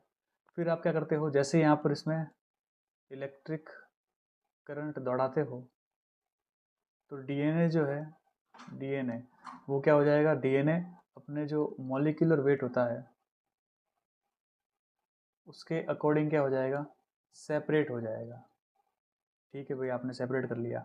अब यहाँ जो ये सेपरेशन आपने जेल इलेक्ट्रोफोरेसिस में किया है, ठीक है, ये सेपरेट होने के बाद आप इसको देखोगे कैसे। तो हम क्या करते हैं, हम जो यहाँ जेल बनाया ना हमने, उस जेल के अंदर क्या ऐड कर देते हैं, हम इसमें इथीडियम ब्रोमाइड यूज कर देते हैं, इथीडियम ब्रोमाइड। ये इथीडियम ब्रोमाइड क्या होती है, एक डाई होती है, ठीक है, ETBr, इथीडियम ब्रोमाइड, ये डाई होती है जो कि क्या होती है, पॉजिटिव। ये पॉजिटिव है और डीएनए क्या होता है, नेगेटिव। तो जब डीएनए उस जेल में से घूमेगा जाएगा तो वो इथीडियम ब्रोमाइड के साथ में क्या हो जाएगा, अटैच हो जाएगा। तो इथीडियम ब्रोमाइड जो है वो और डीएनए ये दोनों जो है वो यहाँ पर क्या हो जाएंगे, इस जेल के अंदर मिल जाएंगे। तो जेल के अंदर ही हमने क्या डाल दी थी, डाई डाल दी थी, ताकि डीएनए जो है वो उसके ऊपर आराम से, डीएनए जो है वो उस इथीडियम ब्रोमाइड से डाई हो जाए, ठीक है, कलर हो जाए, स्टेनिंग हो जाए उसकी। अब क्या करेंगे, तो अब हमारे पास में जो है वो देखो क्या किया, हमारे पास में बहुत सारे डीएनए जो है वो आगे, और डीएनए के पास में क्या लगी हुई है, इथीडियम ब्रोमाइड की डाई लगी हुई है। क्या लगी हुई है, ये जो है वो हमारे पास में इथीडियम ब्रोमाइड की लगी हुई डाई। लेकिन हम जो है वो इसको देख नहीं पाते। हम इसको क्यों नहीं देख पाते, क्योंकि अभी जो है ना, जब हम इसके ऊपर क्या करेंगे, जब हम इसके ऊपर यूवी लाइट डालेंगे, कौन सी लाइट डालेंगे, यूवी लाइट डालेंगे, तो यूवी लाइट डालने पर ये चीज़ जो है वो क्या हो जाएगी, एक्सपोज हो जाएगी। और एक्सपोज कैसे होगी, एक्सपोज होगी ऑरेंज कलर से। तो डीएनए जो है वो यहाँ पर हमको कैसे दिखाई देगा, ऑरेंज, ये हमको दिखाई देगा ऑरेंज, ऑरेंज बैंड की फॉर्म में। तो ये चीज़ जो है वो आपको दिमाग में रखना है कि हम जब लेमिनर एयर फ्लो के अंदर जो हमने डीएनए फ्रेगमेंट अलग किए उसके ऊपर इथीडियम ब्रोमाइड की डाई लग गई है, उसको ऐसे ही जो है वो नहीं देख सकते नेक डाई से। उसको देखने के लिए हमको यूवी लाइट का यूज़ करना पड़ेगा, और हमको वो किस फॉर्म में दिखेंगे, तो ऑरेंज बैंड की फॉर्म में दिखाई देंगे। ठीक है, तो जेल इलेक्ट्रोफोरेसिस बहुत इंपॉर्टेंट है, याद रखना है। जेल इलेक्ट्रोफोरेसिस जो है इसकी डिस्कवरी किसने की थी, इसको किसने बताया था, तो जेल इलेक्ट्रोफोरेसिस को बताने वाले, और जेल इलेक्ट्रोफोरेसिस को बताने वाले थे आपके साइंटिस्ट जिसका नाम है टिसेलियस। क्या नाम है, टिसेलियस। इसको ढंग से लिख देते हैं, थोड़ा सा इज्जत देते हैं इनको। ये टिसेलियस, ठीक है, इन्होंने डिस्कवरी की थी, ध्यान रखना। क्लियर, इथीडियम ब्रोमाइड अगर अगर वाला मीडियम, और डीएनए का फ्रेगमेंट, और क्या याद रखना है, यूवी लाइट। ठीक है, ये सारी चीज़ें मेंशन करनी है जब कभी भी आप इलेक्ट्रोफोरेसिस मेथड को लिखते हो।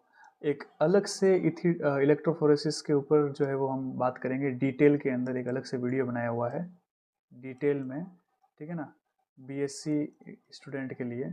तो आप चाहो तो अगर आपको डिटेल में जेल इलेक्ट्रोफोरेसिस पढ़ना है तो आप उस वीडियो को देख सकते हो। हालांकि 12th लेवल पर इतना हमको नहीं पूछते, खाली बस ध्यान रखना है इथिडियम ब्रोमाइड को हमने अगार में डाला, डीएनए फ्रेगमेंट को हमने बैटरी लगा करके सेपरेट किया, यूवी लाइट के अंदर एक्सपोज किया, तो हमको कौन से बैंड मिल जाएंगे, हमको जो है वो ऑरेंज बैंड मिल जाएंगे, और उसके हिसाब से हम उसको सेपरेट कर लेंगे। तो अब जा कर के हमने क्या किया है, इसका सेपरेशन किया है, सेपरेशन ऑफ डीएनए फ्रेगमेंट। तो इस सेपरेशन जो है उसको जो हम यहाँ पर अलग अलग कर रहे हैं, इस प्रोसेस का नाम होता है, इसको बोलते हैं हम इल्यूजन। तो इल्यूजन क्या है, illusion means separation of DNA fragment on gel electrophoresis. ठीक है, तो यहाँ आपको ध्यान में रखना है कैसे सेपरेट किया आपने। क्लियर? तो ये हो जाएगा आपका सेपरेशन और आइसोलेशन ऑफ डीएनए फ्रेगमेंट। अब आगे क्या, तो देखिए अब हम यहाँ पर पूरे प्रोसेस को, जो आरडीएनए टेक्नोलॉजी का जो पूरा प्रोसेस है उसको समझते हैं। तो एक बार मैं वापस से रिवाइज कर लेता हूँ कि हमने पढ़ा क्या। देखो, हमने पढ़ा है बायोटेक्नोलॉजी के अंदर, बायोटेक्नोलॉजी के अंदर हमने क्या पढ़ा, पहले तो इंट्रोडक्शन पढ़ा, ठीक है। फिर हमने जो है वो क्या पढ़ा, हमने इसके अंदर पढ़ा कोर टेक्निक, ठीक है। कोर टेक्निक में जो था एक तो जेनेटिक इंजीनियरिंग था और एक था बायो प्रोसेस इंजीनियरिंग, ठीक है। फिर उसके बाद में हमने क्या पढ़ा, टूल्स। तो टूल्स कौन कौन से थे, हमने एंजाइम पढ़े। एंजाइम कौन कौन से पढ़े हमने, तो एंजाइम जो है हमने लाइजिंग एंजाइम पढ़ा, हमने जो है वो यहाँ पर लाइजिंग एंजाइम पढ़ा, हमने रेस्ट्रिक्शन एंजाइम पढ़ा, फिर हमने लाइगेज एंजाइम पढ़ा, हमने एल्केलाइन फॉस्फेटेज पढ़ा, हमने फॉस्फोराइलेज एंजाइम पढ़ा, ये सब एंजाइम पढ़ लिया हमने। फिर हमने वेक्टर पढ़े, ठीक है। वेक्टर की क्या क्या कंडीशन होती है लेने की, हम क्या कैरेक्टरिस्टिक्स होते हैं वेक्टर के, वो पढ़े हमने। फिर वेक्टर के जो टाइप होते हैं वो पढ़े हमने PBR 322 का स्ट्रक्चर पढ़ा। फिर हमने PUC क्या होता है वो समझा। फिर हमने कॉस्मिड की बात की, ठीक है। हमने बैक्टीरियोफेज की बात की, बैक्टीरियोफेज अलग अलग टाइप के वेक्टर की फॉर्म में लेते हैं हम, बैक्टीरियोफेज उसकी बात की। और हमने यहाँ पर BAC का यूज़ किया, बैक्टीरियल आर्टिफिशियल क्रोमोसोम, हमने YAC का यूज़ किया, ठीक है। और हमने क्या लिया, और हम जो है वो हमने यहाँ पर TI प्लाज्मिड का यूज़ किया, TI प्लाज्मिड, और हमने RI प्लाज्मिड का यूज़ किया, RI प्लाज्मिड का यूज़ किया। ये सारी चीज़ें हमने किस में पढ़ ली है, ये हमने टूल्स के वेक्टर में पढ़ ली है। फिर हमने यहाँ पर होस्ट को पढ़ा। होस्ट जो है वो कितने टाइप के होते हैं, तो हम प्रोकैरियोटिक यूकैरियोटिक पढ़ सकते हैं, ठीक है। क्या पढ़ा हमने, हमने यहाँ पर प्रोकैरियोटिक ले सकते हैं या फिर हम यूकैरियोटिक ले सकते हैं। फिर हमने यहाँ पर क्या पढ़ा, हमने यहाँ पर पढ़ा कंपिटेंट होस्ट, मतलब अब होस्ट को हम यहाँ पर सक्षम बना रहे थे कि भाई साहब आरडीएनए को तुम ले लो, तो हमने कंपिटेंट होस्ट पढ़ा, ठीक है। कंपिटेंट होस्ट के अंदर हमने क्या पढ़ा, हमने पढ़ा कि भाई साहब हम कैल्शियम आयन से कैसे ट्रीटमेंट करेंगे और फिर हम उसके अंदर हीट शॉक कैसे देंगे ताकि डीएनए जो है वो कहाँ चला जाए, मतलब आरडीएनए जो है वो कहाँ चला जाए, होस्ट के अंदर। आरडीएनए मैं क्यों यूज़ कर रहा हूँ, क्योंकि मैं डीएनए जो है वो प्लाज्मिड के साथ में भेज रहा हूँ। लेकिन अगर सोचो मैं यहाँ प्लाज्मिड का यूज़ ना करूँ, मतलब मैं कोई वेक्टर का यूज़ ना करूँ, तो वेक्टरलेस मेथड पढ़े हमने, और वेक्टरलेस मेथड का अलग से क्वेश्चन आता है। तो वेक्टरलेस मेथड में क्या क्या मेथड पढ़े अपन ने, एक हमने पढ़ा केमिकल मेथड, PEG का यूज़ करते हम, केमिकल मेथड पढ़ा हमने, ठीक है। और हमने क्या पढ़ा, तो केमिकल मेथड के बाद में हमने जो है वो जीन गन के बारे में पढ़ा, बायोलिस्टिक मेथड बोलते हैं इसको, ठीक। फिर हमने इलेक्ट्रोफोरेसिस मतलब झटके दिए उसके अंदर, इलेक्ट्रोफोरेसिस का यूज़ किया, हाई वोल्टेज बहुत शॉर्ट टाइम के लिए। फिर हमने क्या पढ़ा, देखो फिर हमने पढ़ा आपके माइक्रो इंजेक्शन, तो माइक्रो इंजेक्शन पढ़ा हमने। तो ये सब हमने वेक्टरलेस मेथड में पढ़े। फिर हमने क्या पढ़ा, हमने यहाँ पर सेपरेशन मेथड पढ़ा कि सेपरेशन जो है वो हम कैसे करते हैं। और हमने क्या पढ़ा था अलग से अभी बात करें हम, तो रेस्ट्रिक्शन एंजाइम जो है उसका नोमेनक्लेचर कैसे होता है वो भी हमने पढ़ लिया है। लगभग चैप्टर जो है वो आपका लगभग 80% कवर हो गया है। कितना हो गया है, 80%। इसके अंदर से अगर एक भी सवाल बाहर छूटता है तो आप जो है वो आपको आराम से कमेंट कर सकते हो कि भाई साहब ये चीज़ें आपने नहीं पढ़ाई। लेकिन जब मुझे पता है कि भाई साहब इतनी चीज़ें जितनी मैंने पढ़ाई है उसके अलावा कोई चीज़ नहीं पूछते, ठीक है। बहुत सिंपल अगर कोई चैप्टर बोले तो वो बायोटेक्नोलॉजी लगता है, बिल्कुल सिंपल है क्योंकि सीक्वेंस में चलता है ये, बिल्कुल एकदम, इसमें कोई अलग से अपन डाल नहीं सकते, बिल्कुल सीक्वेंस में चलेगा, ठीक है। ये पूरा सीक्वेंस जो है वो हमने देखो यहाँ से यहाँ तक अभी तक जो पढ़ा, ठीक है, वो हमने बात कर ली है। Biotechnology, tools, enzyme, vector, host, competent host, vectorless method, separation में हमने कैसे रेस्ट्रिक्शन एंजाइम यूज़ किया, उसका नोमेनक्लेचर, ये सारी चीज़ें पढ़ ली, ठीक है। जेल इलेक्ट्रोफोरेसिस वाले सब पढ़ लिया आपने। अब अब हम क्या पढ़ेंगे, तो अब हम जो है वो यहाँ पर बात करेंगे कि प्रोसेस क्या होता है। तो अब मेन देखो, हमने यहाँ पर अलग पूरा नया नया टॉपिक चालू हो रहा है। इस नए टॉपिक को अच्छे से समझना है। कौन सा है यहाँ पर, process of recombinant DNA technology. Process of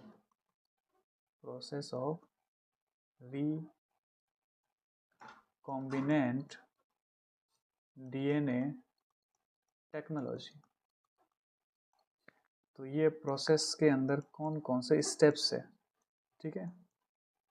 पहला स्टेप, फर्स्ट स्टेप क्या हो जाएगा, isolation of the genetic material. तो पहले स्टेप देखो, पहले तो मैं सारे स्टेप लिख देता हूँ।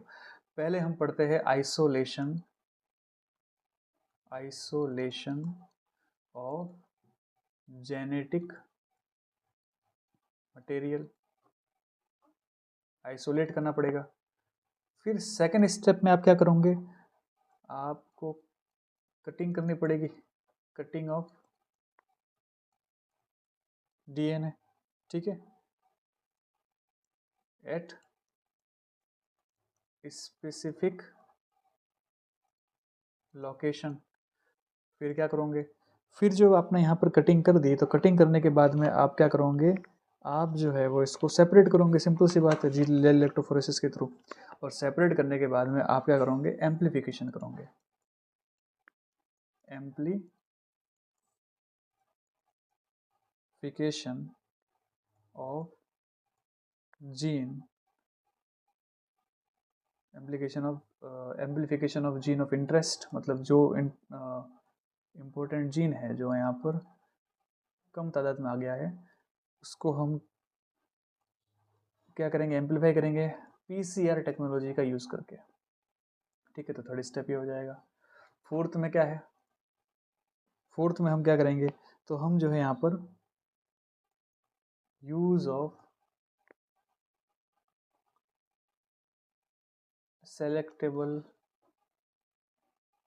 मार्कर, ठीक है। तो हम यहाँ पर सेलेक्टेबल मार्कर का यूज़ करेंगे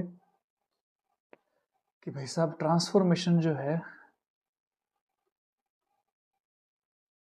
ट्रांसफॉर्मेशन वो सही हुआ है कि नहीं हुआ, ट्रांसफॉर्मेशन जो है प्रोसेस को चेक करने के लिए सेलेक्टेबल मार्कर का यूज़ करेंगे फोर्थ नंबर पे, ठीक है। और उसके बाद में हम क्या करेंगे, उसके बाद में हम यहाँ पर 5 नंबर पॉइंट पर लिख देते हैं obtaining the foreign gene product, obtaining the foreign gene product. और 6 नंबर पे हम क्या करते हैं, हम डाउन स्ट्रीम प्रोसेस को पढ़ेंगे, डाउन स्ट्रीम प्रोसेस, क्लियर। तो यहाँ देखो वापस, first isolation of genetic material, ठीक है, फिर cutting of DNA at specific location, फिर थर्ड नंबर पे हम एम्प्लीफिकेशन करेंगे जीन का, फिर हम फोर्थ नंबर पे हम सेलेक्टेबल मार्कर का यूज़ करेंगे, और फिफ्थ नंबर पे हम जो है वो ऑब्टेन करेंगे फॉरेन जीन को प्रोडक्ट के फॉर्म में, और मतलब प्रोडक्ट ऑब्टेन करेंगे जीन से। और फिर हम जो यहाँ पर क्या करेंगे, डाउन स्ट्रीम प्रोसेस के थ्रू मैन्युफैक्चरिंग करेंगे लार्ज स्केल पर। तो ये जो है वो 6 स्टेप हमको पढ़ने हैं रिकॉम्बिनेंट टेक्नोलॉजी के अंदर, क्लियर। तो अब हम इसको 6 स्टेप को आराम से एक एक स्टेप को पढ़ लेते हैं, डिटेल से पढ़ेंगे, ठीक है। तो आराम से आप शांति धार के और एक एक चीज़ को याद करते हुए चलिएगा। सिंपल चैप्टर है, बस खाली थोड़ा सा क्या है, स्टेप है ना बहुत सारे, तो हम ये सोचते हैं कि यार बहुत ज़्यादा हार्ड चैप्टर होगा, लेकिन हार्ड चैप्टर नहीं है, बहुत सिंपल चैप्टर होता है ये। तो ठीक है, आरंभ करते हैं हम हमारा पहला स्टेप। फर्स्ट स्टेप क्या है, फर्स्ट नंबर क्या पढ़ा था अपन ने, isolation of the genetic material. Isolation of genetic material. तो आइसोलेशन कर दिया हमने जेनेटिक मटेरियल का, क्लियर। कैसे करेंगे, देखो मैं यहाँ पर हिंदी में पूरा लिख देता हूँ ताकि समझ में आए आपको। इंग्लिश मीडियम वाले जो है वो तो चल ही रहा है, लेकिन हिंदी मीडियम वाले बेचारे कहीं देख रहे होंगे गलती से, गलती से तो नहीं, हिंदी मीडियम वाले हैं इसलिए मैं पूरा एक एक चीज़ को वापस हिंदी में बोल रहा हूँ, तो समझ पाए कि आइसोलेशन में हम करता क्या है। देखो, विभिन्न एंजाइम की सहायता से विभिन्न विभिन्न एंजाइम एंजाइम की हेल्प से, मतलब अलग अलग एंजाइम लेंगे हम, तो उससे हम क्या करेंगे, डीएनए को डीएनए को पृथक करेंगे। पृथक मतलब सेपरेट करना, पृथक करते हैं हम, पृथक करेंगे। फिर इसे क्या करेंगे, पूरी तरह से अलग करने के लिए, फिर डीएनए को तो सेपरेट कर लिया, लेकिन इसे पूरी तरह से पूरी तरह से अलग करने के लिए क्या करेंगे, चिल्ड, ये इंपॉर्टेंट है पूरा एक एक लाइन, चिल्ड चिल्ड इथेनॉल, पूरी तरह से अलग करने के लिए क्या करेंगे, चिल्ड इथेनॉल मिलाएंगे, तो डीएनए क्या हो जाएगा, डीएनए अवक्षेपित हो जाता है। अवक्षेपित को इंग्लिश में बोलते हैं प्रेसिपिटेट, ठीक है। डीएनए अवक्षेपित हो जाएगा, तो ये जो अवक्षेपित हो जाता है, ठीक है, जिससे क्या होगा, डीएनए डीएनए को हम निलंबन में महीन धागों के रूप में देख सकते हैं, तो ये अवक्षेपित हो गया, जिसे सस्पेंशन में, निलंबन में हम महीन धागों के महीन धागों के रूप में देख सकते हैं। और ये जो पूरी प्रोसेस होती है, इस प्रक्रिया को, ये जो पूरी प्रोसेस है, इस प्रक्रिया को हम क्या बोलते हैं, स्पूलिंग कहते हैं। देखो ये नाम आता है, स्पूलिंग किसे कहते हैं, तो आपको ये लिख देना है। स्पूलिंग क्या हो गया, तो देखो स्पूलिंग में क्या हो गया, हमने क्या किया, हम अलग अलग एंजाइम लेंगे, ठीक है, विभिन्न अलग अलग प्रकार के एंजाइम लेते हैं, ये एंजाइम लिए हमने, और हम क्या करते हैं, डीएनए जो है उसको क्या कर देंगे, सेपरेट कर देंगे। अब पूरी तरीके से अलग करने के लिए हमको, अभी तक पूरी तरीके से सेपरेट नहीं हुआ है, तो पूरी तरीके से अलग करने के लिए हम चिल्ड इथेनॉल उसको मिलाएंगे, चिल्ड इथेनॉल, उससे क्या हो जाएगा, डीएनए जो है वो क्या हो जाएगा, अवक्षेपित हो जाएगा, मतलब प्रेसिपिटेट बन जाएगा। और सस्पेंशन के अंदर हमको ये कैसा मिलेगा, थ्रेड के रूप में मिलेगा, एकदम जो है वो इसमें थिन थ्रेड्स मिलेंगे हमको, वो दिखेंगे हमको उस टेस्ट ट्यूब के अंदर। इस प्रोसेस को हम स्पूलिंग कहते हैं। तो कुछ नहीं है ना, आइसोलेशन ऑफ जेनेटिक मटेरियल के अंदर क्या होता है, ये हमारे पास में एक टेस्ट ट्यूब थी, ये हमारे पास में एक टेस्ट ट्यूब थी, और इस टेस्ट ट्यूब के अंदर हमने क्या कर दिया था, हमारे पास में ये सैंपल था, ठीक है, ये सैंपल था, और इस सैंपल के अंदर हमने यहाँ पर क्या कर दिया, हमने जो है वो चिल्ड इथेनॉल मिला दिया। क्या मिला दिया, चिल्ड इथेनॉल। जैसे ही चिल्ड इथेनॉल मिलाएंगे तो क्या होगा, होगा ये कि जो डीएनए है वो हमको यहाँ पर ऐसे महीन धागों के रूप में ऐसे दिख जाएगा। तो ये हमारा क्या हो जाएगा, डीएनए थ्रेड की फॉर्म में दिख रहा है, ठीक है। इससे पहले हमने इसमें क्या डाल दिए थे, इससे पहले हमने यहाँ पर क्या डाल दिए थे, एंजाइम डाल दिए थे अलग अलग, ताकि डीएनए सेपरेट हो। लेकिन जो ये सैंपल है, ये जो सैंपल है, इस सैंपल में से कंप्लीट डीएनए को अलग करने के लिए हमने क्या मिला दिया, चिल्ड इथेनॉल मिला दिया, ठीक है। तो उससे हमारे पास में डीएनए जो है उसका प्रेसिपिटेशन, प्रेसिपिटेट हमारे पास में आ गया। तो ये प्रेसिपिटेट आया है, इस प्रोसेस को हम क्या बोलते हैं, स्पूलिंग बोलते हैं। डायग्राम आता है कितनी बार, तो ऐसा डायग्राम बनाया हुआ आएगा, और पूछ लेंगे भाई स्पूलिंग क्या होती है, तो बता देना स्पूलिंग कुछ नहीं है, डीएनए में एंजाइम टिकाया हमने, और अब डीएनए फिर भी अलग नहीं हो रहा है, तो हमने चिल्ड इथेनॉल डाल दिया, तो डीएनए जो है वो थ्रेड के फॉर्म में अलग हो गया। इसी प्रोसेस को हम स्पूलिंग कहते हैं, यही पूछते हैं, क्वेश्चन आता है बहुत बार। अब सेकंड स्टेप को हम देख लेते हैं, सेकंड स्टेप क्या है। देखो सेकंड स्टेप में क्या चीज़ है, सेकेंड स्टेप है आपका cutting of DNA at specific location. Cutting cutting of DNA at specific specific location, हमको डीएनए कट करना है। तो डीएनए सेपरेट करने के बाद हम क्या करते हैं, कट करते हैं। डीएनए तो अलग कर दिया हमने, न्यूक्लियस के अंदर डीएनए था तो हमने डीएनए को कट कर दिया। अच्छा ध्यान रखना, ये जो प्रोसेस है ना, जो अभी अपन ने पढ़ी थी आइसोलेशन वाली, ये आपके 12th के अंदर प्रैक्टिकल है। ठीक है, बहुत सिंपल सा प्रैक्टिकल है, उसको हम समझा देंगे। बिल्कुल सिंपल है, ऐसे ही करते हैं स्पूलिंग मेथड के थ्रू हम डीएनए को सेपरेट करेंगे। तो उस प्रैक्टिकल को हम जो है वो समझा देंगे। अभी आपको फोकस करना है किस पर, प्रोसेस पर। तो सबसे पहले सेपरेट किया स्पूलिंग के थ्रू। सेकंड नंबर पे अब हमको कट करना है। कट कैसे करते हैं देखो, कट करने के लिए जो है वो हमारे पास में दो अलग अलग मेथड है।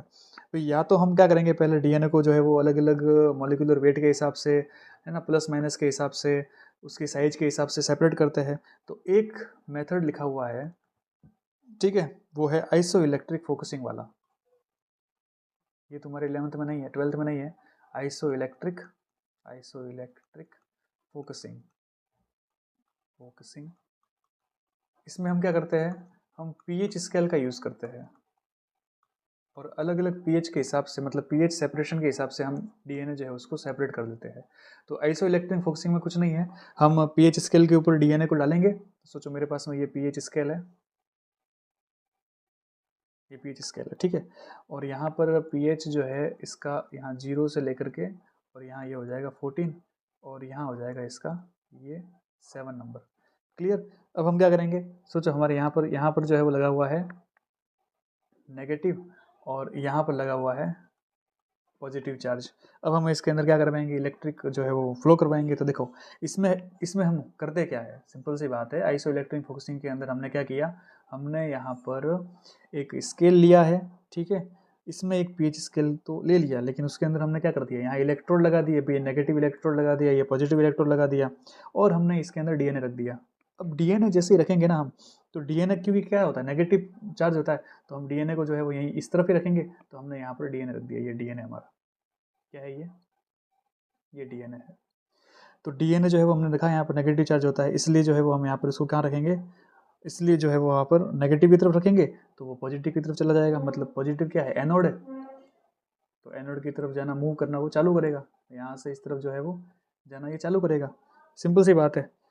ले और वो किसी भी पीएच जो है ना, वहाँ पर आकर के वो उसके चार्ज समाप्त हो सकते हैं। भाई देखो जैसे हमने यहाँ डीएनए को रखा, तो वो डीएनए थोड़ा सा आगे जाएगा, और मे भी पॉसिबल सोचो यहाँ डीएनए यहाँ आ गया, या फिर डीएनए यहाँ आ गया, तो जब उसके चार्ज खत्म हो जाएंगे ना, तो वहाँ पर क्या हो जाता है, वो रुक जाता है। तो उसका पीएच कोई भी हो सकता है, और उस पीएच के हिसाब से हम उस डीएनए को क्या कर देंगे, सेपरेट कर देंगे। बस इतनी सी कहानी है, कोई पूछने वाला नहीं है तुमको 12th के अंदर। बस नाम याद रखना, आइसो इलेक्ट्रिक फोकसिंग क्या होती है, ठीक है। पीएच स्केल के अंदर हम अगर सेपरेट कर रहे हैं, तो वो यहाँ पर आइसो इलेक्ट्रिक फोकसिंग हो जाएगी। दूसरा मेथड जो है वो आपसे पूछेंगे, दूसरा मेथड होता है जेल इलेक्ट्रोफोरेसिस। कौन सा मेथड होता है, सेकंड वाला, मतलब बी वाला, जेल इलेक्ट्रोफोरेसिस। और ये चीज़ अभी जस्ट आपने पढ़ी है, जेल इलेक्ट्रोफोरेसिस के थ्रू हम कैसे अलग करते हैं, तो वापस से बताने की ज़रूरत है नहीं, फिर भी मैं आपको शॉर्ट में बता देता हूँ ताकि रिवीजन हो जाएगा। टिसेलियस नाम के साइंटिस्ट ने जेल इलेक्ट्रोफोरेसिस जो है उसको डिस्कवर किया था, टिसेलियस ने किया था डिस्कवर, ठीक है। इसमें हम क्या करते हैं, वही चीज़ हम नेगेटिव और पॉजिटिव वाला मामला लेते हैं, और हम जो है वो डीएनए के फ्रेगमेंट लेते हैं, ठीक है। और मतलब डीएनए ले लिया हमने, अब डीएनए जो है उसको लेकर के हम उसको जो है वो अगार वाला मीडियम जो होता है उसमें डालते हैं, और इसमें हम क्या ये चीज़ ऐड कर देते हैं पहले से, इथिडियम ब्रोमाइड वाली डाई। अगर हमने इथिडियम ब्रोमाइड डाई वाला यूज़ किया है, तो फिर हम क्या करेंगे, यूवी लाइट से एक्सपोज करेंगे उसको, यूवी लाइट से एक्सपोज करेंगे, तो हमको कौन से बैंड मिलेंगे, ऑरेंज बैंड मिलेंगे। क्लियर, तो ये तो ऑरेंज बैंड मिल गया।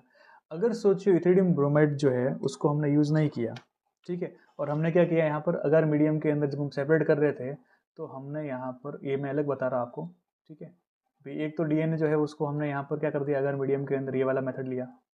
लेकिन अगर मैं डीएनए जो है उसको, जो मैं अगार वाली प्लेट होती है, एगारोस जो प्लेट होती है, ये एगारोस प्लेट, मानो मैं एगारोस प्लेट के अंदर ये इथिडियम ब्रोमाइड यूज ना करके मैं यहाँ पर क्या यूज़ कर दूँ, अगर उस प्लेट के अंदर मैं प्रूफ या यूज़ कर दूँ इसका, प्रूफ डीएनए क्या होता है, देखो थोड़ा समझ लो, वैसे आपको पता होगा प्रूफ डीएनए क्या होता है।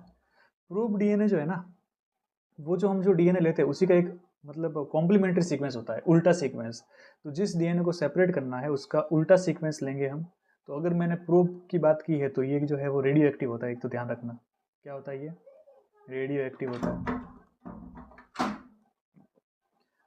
इस रेडियो एक्टिव प्रोब डीएनए को हमने अगर उस प्लेट के पास में रखा तो जो डीएनए था इस डीएनए के साथ में ये एसोसिएट हो जाएगा, ठीक है। तो ये क्या होगा, ये जो डीएनए की यहाँ पर ये जो स्ट्रैंड होगी इसके साथ में हमारा जो ये प्रोब डीएनए है वो क्या कर लेगा, चिपक जाएगा, मतलब जुड़ जाएगा, चिपक क्या जाएगा। जुड़ने के बाद में फिर हम इसको किससे एक्सपोज करेंगे, तो फिर हम इसको जो है वो एक्स रे से एक्सपोज करेंगे। किससे एक्सपोज करेंगे, एक्स रे से। और एक्स रे से एक्सपोज करने पर ये हमको ब्राउन या फिर ब्लैक बैंड की फॉर्म में दिखाई देगा। तो देखो अब यहाँ से क्वेश्चन क्या आता है कि अगर आपको ऑरेंज बैंड यूज करने हैं, क्या यूज करना है आपको, अगर आपको ऑरेंज बैंड यूज करना है, मतलब ऑरेंज बैंड की फॉर्म में देखना है, तो आप किससे एक्सपोज करेंगे और क्या यूज करेंगे, तो हम इथिडियम ब्रोमाइड यूज करेंगे डाई और यूवी से एक्सपोज करेंगे। और क्वेश्चन आ गया कि भाई साहब आपको जो है वो अगर ब्राउन कलर में देखना है, ब्लैक बैंड में देखना है डीएनए, तो आप क्या यूज करोगे, तो आप बोलोगे कि हम जो है वो प्रोब डीएनए यूज करेंगे और एक्सरे से एक्सपोज करेंगे। क्या बात समझ में आई, बाकी प्रोसेस पूरा मैंने समझा दिया है इथिडियम ब्रोमाइड का, तो अलग से समझाने की कोई जरूरत नहीं लगती मुझे, ठीक है। तो यहाँ हम क्या कर लेंगे, इस तरीके से हम सेपरेट कर लेंगे। तो देखो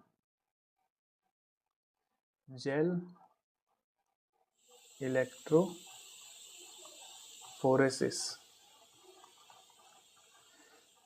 दो तरीके से करेंगे।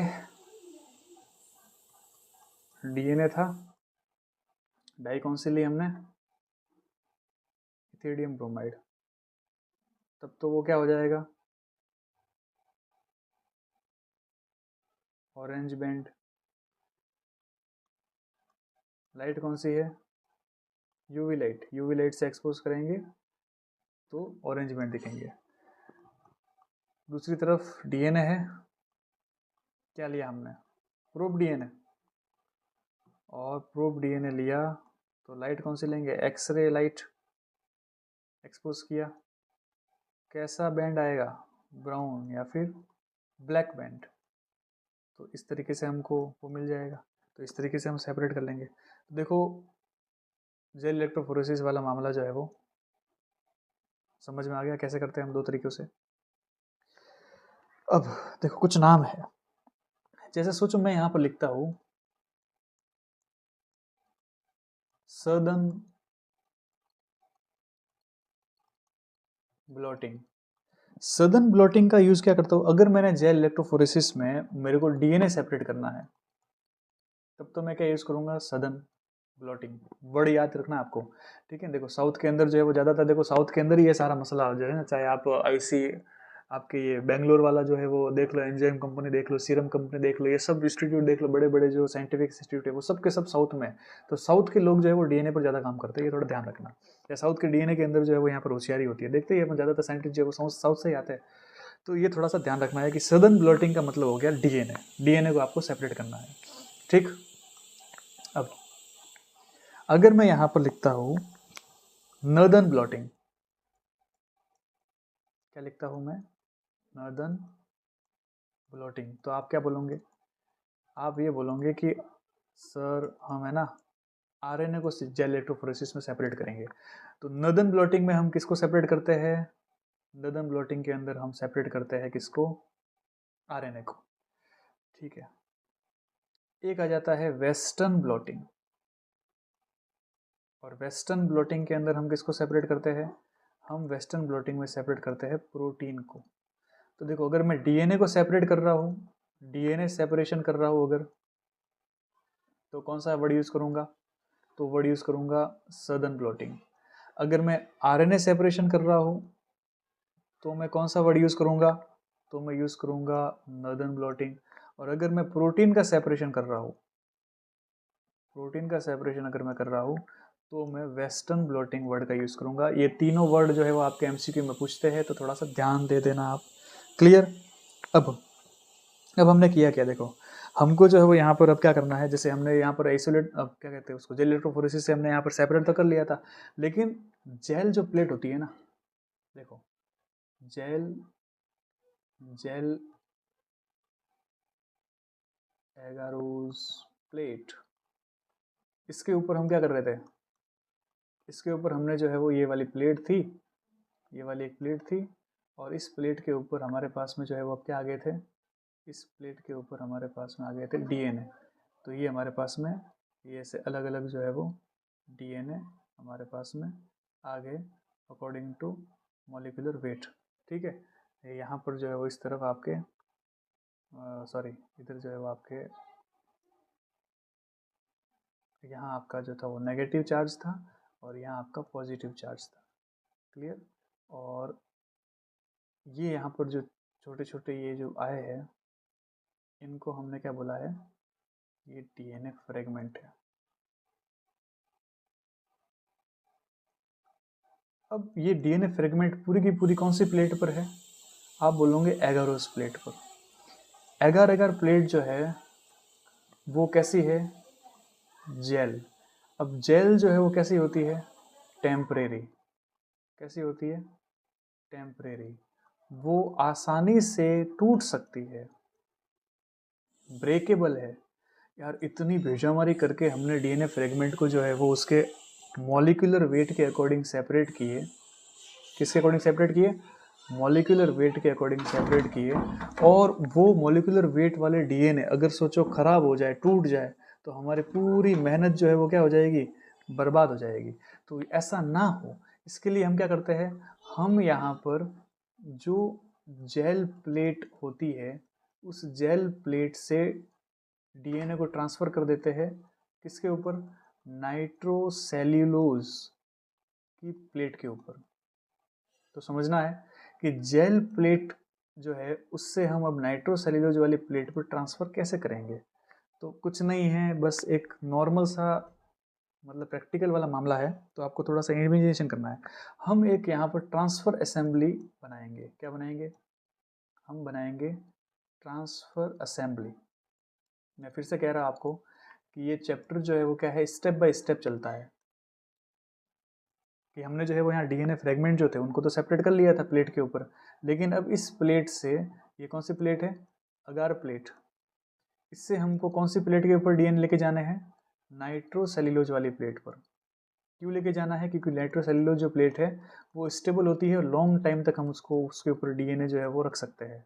तो ये जो डीएनए थे, इन डीएनए को हमको किस पर ट्रांसफ़र करना है, इस नाइट्रोसेल्यूलोज की प्लेट पर ट्रांसफ़र करना है। बस इतनी सी बात ध्यान रखनी है। तो इसको हम जो है वो अलग टॉपिक जो है सेपरेशन के अंदर ही है, ये ट्रांसफर असेंबली के अंदर इसको पढ़ लेते हैं। अभी ट्रांसफर असेंबली कैसे करेंगे, मतलब ट्रांसफर कैसे करेंगे, देखो क्या करते हैं हम यहाँ पर एक इस तरीके से, ऐसा ही से नहीं बना, थोड़ा ढंग से बनाते हैं इसको, ये फिर वापस सही से नहीं बन रहा। देखो पहले तो एक लाइन खींच लेते हैं सीधी, सीधी लाइन भी नहीं खींची जा रही।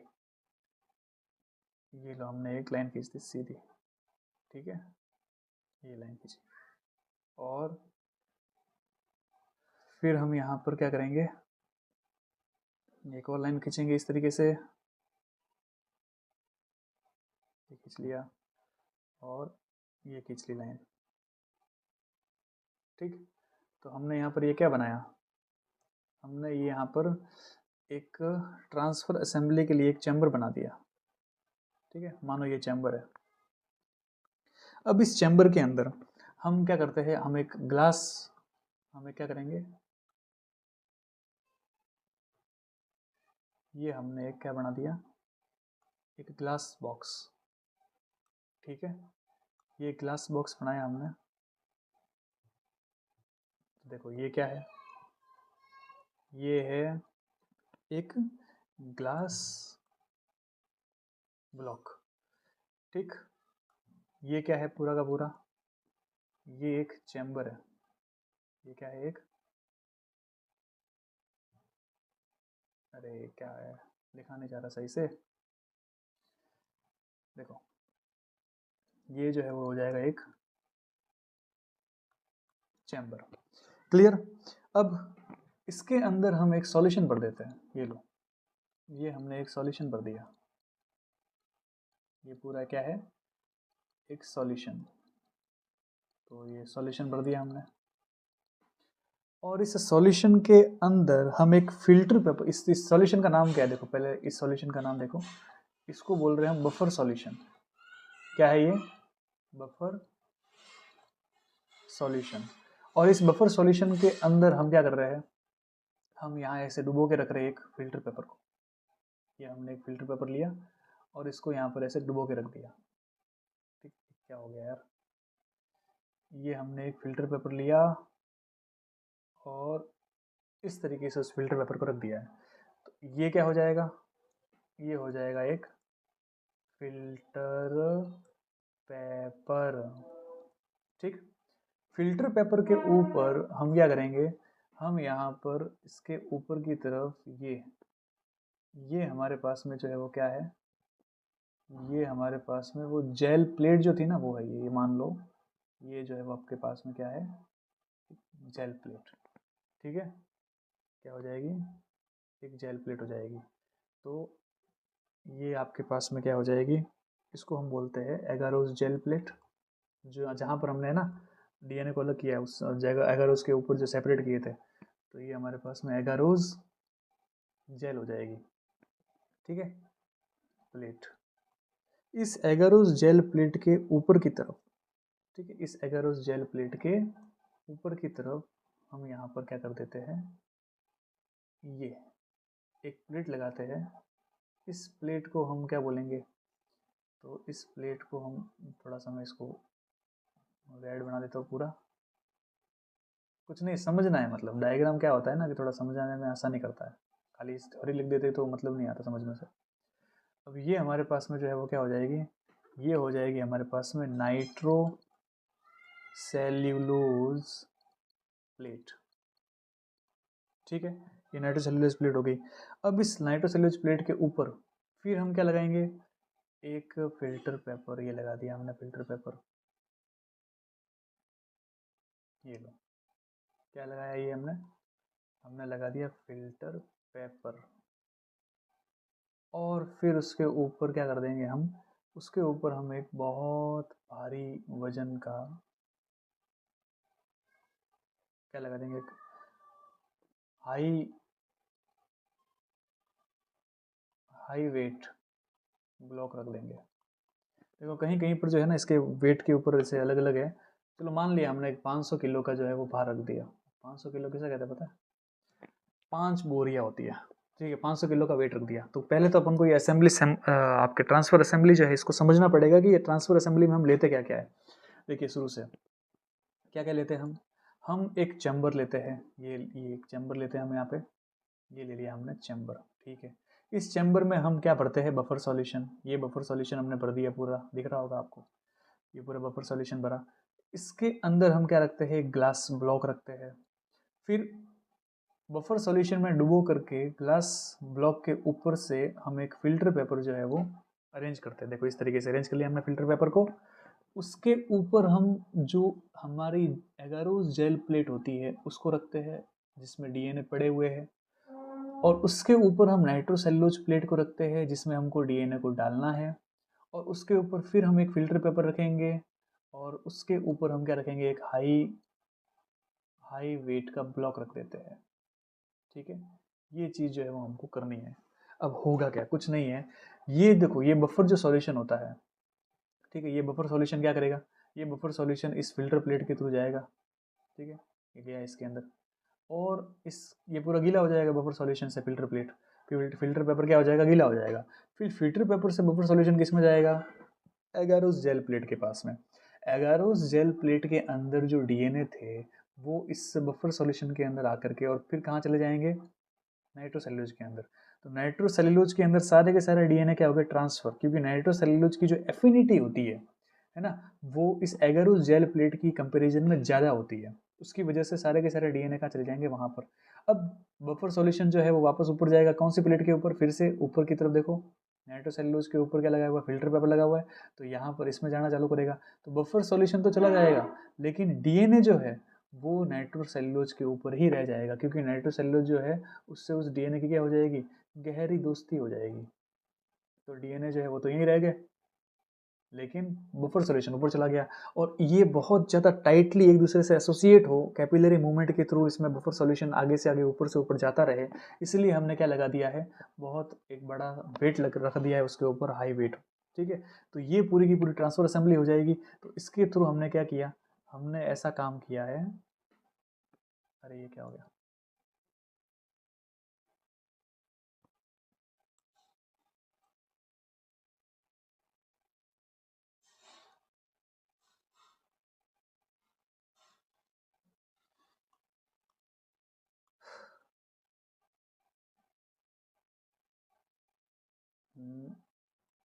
देखो, तो हम ये कर रहे हैं कि हमने बफर सॉल्यूशन लिया था। बफर सॉल्यूशन के अंदर हमने क्या रखा था, फिल्टर पेपर रखा था। यही फिल्टर पेपर जो है उसके ऊपर हमने क्या रखा था, फिल्टर पेपर के ऊपर, तो आप बोलोगे कि इसके ऊपर जो है वो जेल एगारोस प्लेट थी, और उसके ऊपर क्या था, उसके ऊपर था नाइट्रोसेल्यूलोज, और उसके ऊपर क्या था, उसके ऊपर फिर फिल्टर पेपर था, और उसके ऊपर क्या था, तो फिल्टर पेपर के ऊपर था वेट। ठीक है, बहुत ज़्यादा वेट था। अब क्या हुआ, देखो ये बफर सॉल्यूशन जो था, ये बफर सॉल्यूशन जो है वो किस में जाएगा, फिल्टर पेपर में जाएगा, ये चला गया इसमें। फिर ये कहाँ जाएगा, एगारोस के ऊपर जाएगा, तो यहाँ पर भी चला गया। फिर ये कहाँ चला जाएगा, नाइट्रोसेल्यूलोज। बस हमको यही ध्यान रखना है, एगारोस के अंदर क्या होते हैं, डीएनए। ये डीएनए बनाए हमने, ये डीएनए जो है वो अब कहाँ चले जाएंगे, इसके पास चले जाएंगे। किसकी हेल्प से गए वो, तो वो आपको बोलना है कि ये जो है वो आपके इस बफर सॉल्यूशन की हेल्प से गए। फिर बफर सॉल्यूशन जो है वो तो फिल्टर पेपर में, ऊपर वाले फिल्टर पेपर में चला जाएगा, लेकिन डीएनए वहीं रह जाएगा। डीएनए जो है वो इसके अंदर नहीं जा पाता, केवल और केवल कौन जाता है, बफर सॉल्यूशन जाता है, बफर सॉल्यूशन ही जाता है। ठीक है, तो बस इतनी ही बात है। तो हमने क्या किया, हमने जो जेल प्लेट थी उससे डीएनए को किस में ट्रांसफर कर दिया है, नाइट्रो नाइट्रो सेल्यूलोज पेपर पर क्या कर दिया है, ट्रांसफर कर दिया है। ठीक है, बस ये चीज़ समझनी है आपको ट्रांसफर असेंबली के अंदर, और कुछ नहीं है। क्यों किया हमने, देखो हम क्या करते हैं, जैसे सोचो कभी कोई क्राइम हो जाता है, क्या हो जाता है, कोई क्राइम हो जाता है, तो क्राइम के टाइम पे हमने जो है वो डीएनए सेपरेट किए। अब जरूरी नहीं है कि वो हाथों हाथ उसी टाइम पे जो है वो सॉल्व हो जाए, क्राइम जो मिस्ट्री थी वो सॉल्व हो जाए। कितनी बार टाइम जो है वो बहुत ज़्यादा लग जाता है। तो अगर यहाँ पर ये डीएनए जो है वो सोचो यहाँ पर इस जेल प्लेट के पास में रहेगा, तो ऐसी कंडीशन में डीएनए क्या हो जाएगा, खराब। लेकिन अगर हम यहाँ डीएनए को किस पे ट्रांसफर कर दें, इसके ऊपर, तो चाहे टाइम ज़्यादा लगे, लेकिन हम जो है वो डीएनए को क्या कर सकते हैं, लॉन्ग टाइम तक हम क्या कर सकते हैं, उसको प्रिजर्व रख सकते हैं। तो ये चीज़ जो है लॉन्ग टाइम तक डीएनए जो है वो लॉन्ग टाइम तक प्रिजर्व रह सके, तो इसके लिए हम इसको नाइट्रोसेल्यूलोज के ऊपर ट्रांसफ़र करते हैं। तो बस ये ध्यान रखना है कि ट्रांसफ़र हमने क्यों किया, ताकि हम लॉन्ग टाइम तक डीएनए को क्या कर सके, प्रिजर्व रख सके, बस और कुछ नहीं है इसके अंदर। ठीक है, अब इसके बाद में देखिए, इसके बाद में जो है वो हम क्या पढ़ते हैं, इसके बाद में हम पढ़ते हैं थर्ड स्टेप। थर्ड स्टेप कौन सा था, amplification, amplification of gene, amplification of gene of interest using PCR. देखो पीसीआर जो टेक्नोलॉजी है बहुत बहुत ज़्यादा इम्पोर्टेंट है। अलग से जो है वो इसके ऊपर शॉर्ट नोट्स पूछते हैं, तो आपको जो है वो ध्यान रखना है कि पीसीआर में क्या होता है। देखो सबसे पहली चीज़, पीसीआर को हम बोलते क्या है, पीसीआर, पीसीआर ये होती है पॉली पॉलीमेरेज चेन रिएक्शन। ठीक है, पॉलीमरेज चेन रिएक्शन को हम क्या बोलते हैं, पीसीआर बोलते हैं। ठीक है, किसने डिस्कवरी की थी, तो आपको बोलना है कैरी बी मुलिस, इन्होंने जो है वो डिस्कवरी की थी पीसीआर टेक्नोलॉजी की। काम क्या करता है ये डीएनए जो है ना, अगर देखो डीएनए जो है उसका अमाउंट बहुत ज़्यादा कम है ना, बहुत अमाउंट क्या है, बहुत ज़्यादा कम है, तो उसको क्या कर देगा ये, एम्पलीफाई कर देगा, मतलब बहुत ज़्यादा कॉपी जो है वो बढ़ा देगा। तो उसकी वजह से हम स्मॉल अमाउंट हमको अगर कहीं क्राइम सीन पे मिला, सोचो सोचो किसी की जो है वो क्राइम सीन के ऊपर आप गए है ना, सी आप जो है वो सीआईडी के अंदर हो और आप जो है वो चले गए आप क्राइम सीन के ऊपर, और वहाँ पर आपको जो है वो डीएनए मिला। तो अब वो डीएनए इतना छोटा था कि उसको जो है वो सेपरेट करके, और फिर आप अगर सोचिए डीएनए फिंगरप्रिंटिंग का यूज़ करके क्राइम को आप किसी सस्पेक्ट को अगर ढूंढोगे, तो हो सकता है कि वो डीएनए जो है वो ख़राब हो जाए। तो पहले हम क्या करेंगे, क्राइम डीएनए जो है, क्राइम सीन से जो डीएनए मिला हमको, उस डीएनए को हम क्या करेंगे, एम्पलीफाई करेंगे। हम पहले उसकी बहुत सारी कॉपियाँ बनाएंगे, फिर हम क्या करेंगे, हम एम्पलीफाई कर लिया हमने, तो अब हम देखो इसको कुछ टाइम डीएनए को जो है वो हम थोड़ा रख भी सकते हैं, और टेस्ट भी हम खूब सारे कर सकते हैं। तो डीएनए जो है वो ख़त्म नहीं होगा कुल मिला करके। तो हमने डीएनए को एम्पलीफाई करने के लिए कौन सी टेक्नोलॉजी का यूज़ किया है, पीसीआर। पीसीआर टेक्नोलॉजी को हम जो है वो डायग्नोस करने में भी काम में लेते हैं, अलग अलग टाइप की जो डिजीज़ होती है। जैसे आप देखो कोविड, तो कोविड के अंदर हम क्या करते थे, हम पीसीआर जो है, हमने पीसीआर के थ्रू जो है कोविड वायरस जो था उसको एम्पलीफाई करके देखा कि कौन सा वेरिएंट है। तो पीसीआर के थ्रू हम डिजीज़ जो होती है उसको भी डायग्नोस करने में काम में लेते हैं, और डीएनए को एम्पलीफाई करते हैं उसके अंदर। तो ये ध्यान रखना है आपको। अब ये करते कैसे है, ये टेक्निक जो है वो कैसे काम करती है, इसको समझिए आप। तो देखिए, पी सी आर क्या होता है इसके अंदर, तीन इसमें स्टेप होते हैं। स्टेप कितने होते हैं, स्टेप्स 1 2 3, तीन स्टेप है पीसीआर में। क्या क्या होता है, हम फर्स्ट स्टेप की बात करते हैं। फर्स्ट स्टेप को बोलते हैं हम डीनेचुरेशन। डी नेचुरेशन। डीनेचुरेशन के अंदर हम क्या करेंगे, हम लगभग 90 टू 94 डिग्री सेंटीग्रेड, और किसी किसी किताब में लिखा हुआ है 98 डिग्री सेंटीग्रेड। तो बस आपको ध्यान रखना है कि हम डीनेचुरेशन करने के लिए क्या यूज़ करते हैं, बहुत ज़्यादा हाई टेम्परेचर। जब हम हाई टेम्परेचर का यूज़ करेंगे, तो हाई टेम्परेचर का यूज़ करने पर क्या होगा, जो हमारे पास में, ये सोचो हमारे पास में क्या है, एक डीएनए स्ट्रैंड। ये डीएनए स्ट्रैंड है,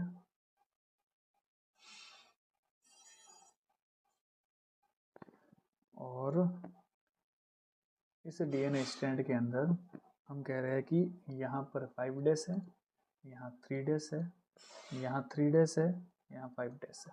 ये हमारे पास में क्या आ गया, डीएनए। और ये इसके डीएनए के क्या हो जाएंगे, बीच बीच में ये हाइड्रोजन बॉन्ड हो जाएंगे। ठीक है, ये हम क्या बनाया हमने, ये हमने बना दिया है एक डीएनए। अब हमको क्या करना है कि इसको एम्पलीफाई करना है। तो सोचिए यहाँ से लेकर के और यहाँ तक का जो कोई सीक्वेंस था, उसको हमको क्या करना है, एम्पलीफाई करना है, एम्पलीफाई करना है। ठीक है, अब इस रीजन को एम्पलीफाई करने के लिए हम क्या करेंगे, पहले तो क्या करेंगे, पहले हम क्या करेंगे, इसके अंदर डीनेचुरेशन करेंगे। तो डीनेचुरेशन करने के लिए हम जो है वो 90 से लेकर के 98 डिग्री सेंटीग्रेड तक क्या देंगे, टेम्परेचर देंगे। टेम्परेचर करने पर देने पर क्या होता है कि उसके बीच के अंदर जो ना फॉस्फोडाइएस्टर बॉन्ड टूट जाएंगे, हाइड्रोजन बॉन्ड टूट जाएंगे, डीएनए जो है वो पूरा अलग हो जाएगा। तो ये जो यहाँ सीक्वेंस दिख रहा है, ये जब हम यहाँ देखेंगे तो ये क्या हो जाएगा, ब्रेक हो जाएगा इस तरीके से। इसमें क्या हो जाएगा, ये ब्रेक हो जाएगा। ये लाइन बनाई अपन ने, ये लो। तो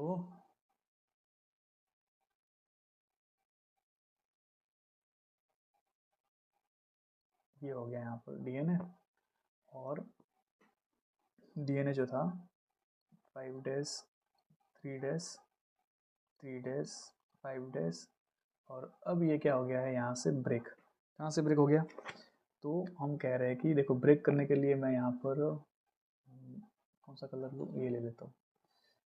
इसको हमने ब्रेक कर लिया, तो एक तो यहाँ से ब्रेक हुआ, ये जो है वो टूट गया। ठीक है, अब टूट गया तो यहाँ पर हम क्या लगाएंगे, यहाँ हम कहते हैं कि यहाँ पर जो है वो एक प्राइमर आएगा। प्राइमर, ये प्राइमर जो होता है ना, ये प्राइमर क्या करेगा, इस प्राइमर के थ्रू हम क्या करेंगे, जो हमने यहाँ पर ये सेगमेंट जो है हमने यहाँ पर डीनेचर करके तोड़ा है, उसको हम अब क्या करेंगे, प्राइमर के थ्रू ऐड करेंगे। ऐड करेंगे, और वो ऐड कैसे होगा, जब उसमें बहुत सारे क्या हो जाएंगे, न्यूक्लियोटाइड ऐड हो जाएंगे। तो प्राइमर क्या करता है, न्यूक्लियोटाइड को ऐड करके उसको बढ़ाएगा। तो पहला प्रोसेस तो क्या था, डीनेचुरेशन।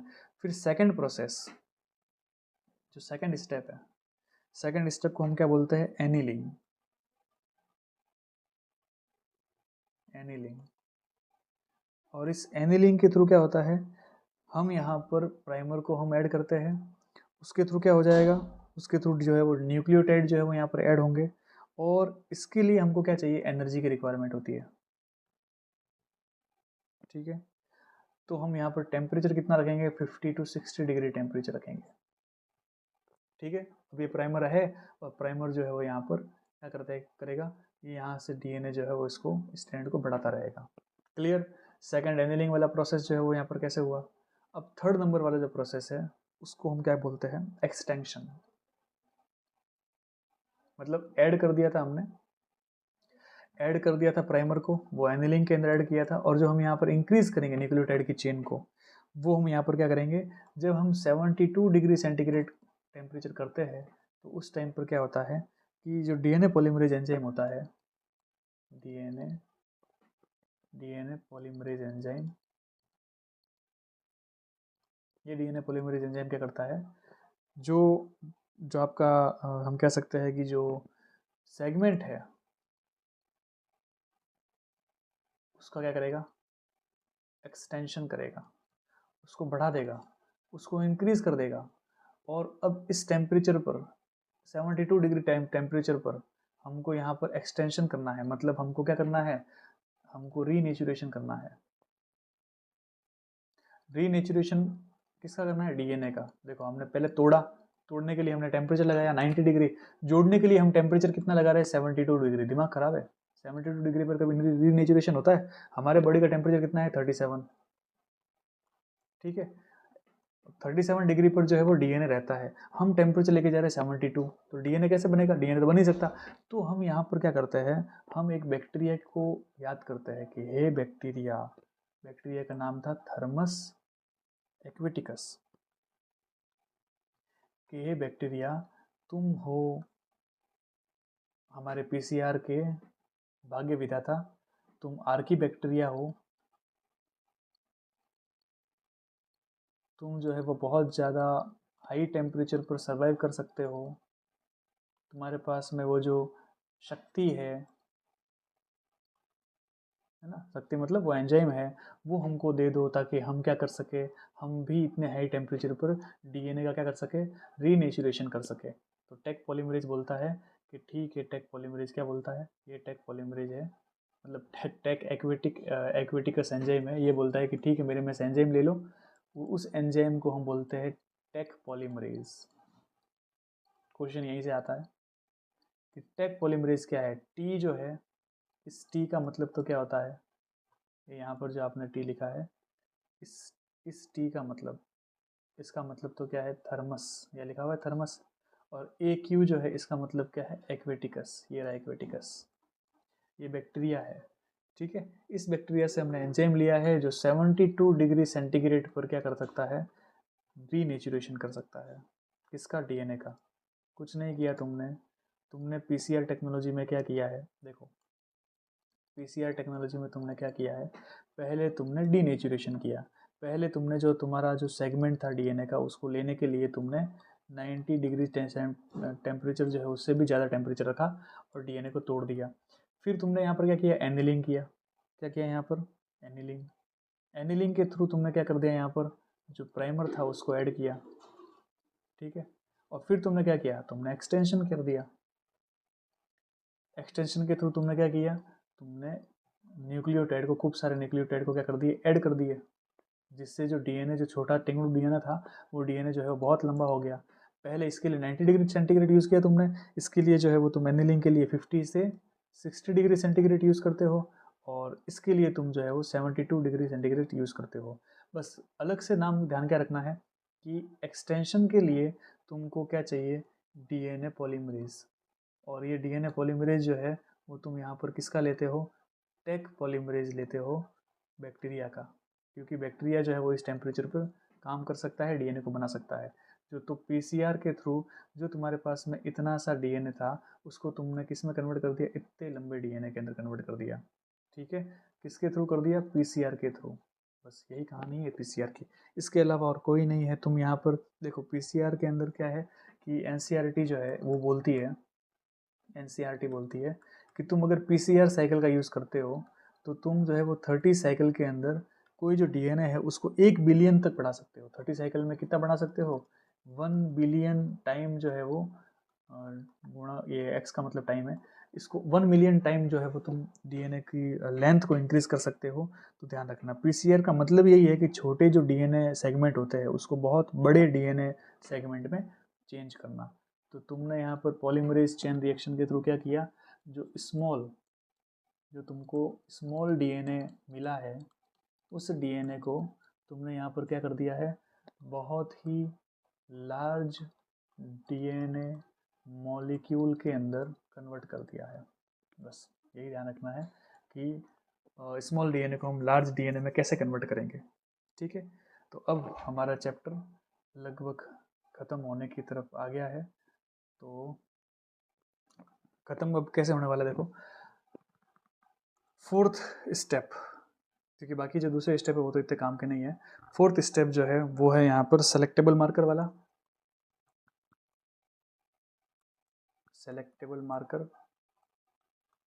सेलेक्टेबल मार्कर जो है वो हम यहाँ पर लेंगे। फिर 5 नंबर पे हम यहाँ पर क्या करते हैं, हम यहाँ पर ऑब्टेन करते हैं फॉरेन जीन प्रोडक्ट को। जीन प्रोडक्ट को क्या कर दिया हमने, ऑब्टेन किया।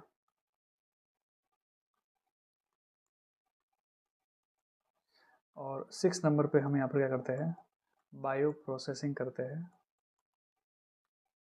लार्ज स्केल पर क्या करते हैं हम, मैन्युफैक्चरिंग करते हैं। ये 3 स्टेप जो है वो हम नेक्स्ट वीडियो के अंदर देखेंगे, क्योंकि काफ़ी लंबा वीडियो हो गया, लगभग 2 घंटे मान लो तुम, 140 मिनट जो है वो, मतलब 1 आवर और 40 मिनट के आसपास का वीडियो हो गया है, लंबा हो गया है थोड़ा। तो कोई नहीं, अब बस ख़त्म, अब लगभग जो है वो यहाँ पर ये 20 या 30 मिनट का और है। ये 3 जो है वो टॉपिक हम नेक्स्ट वीडियो के अंदर देख लेंगे। तो आप सभी का धन्यवाद।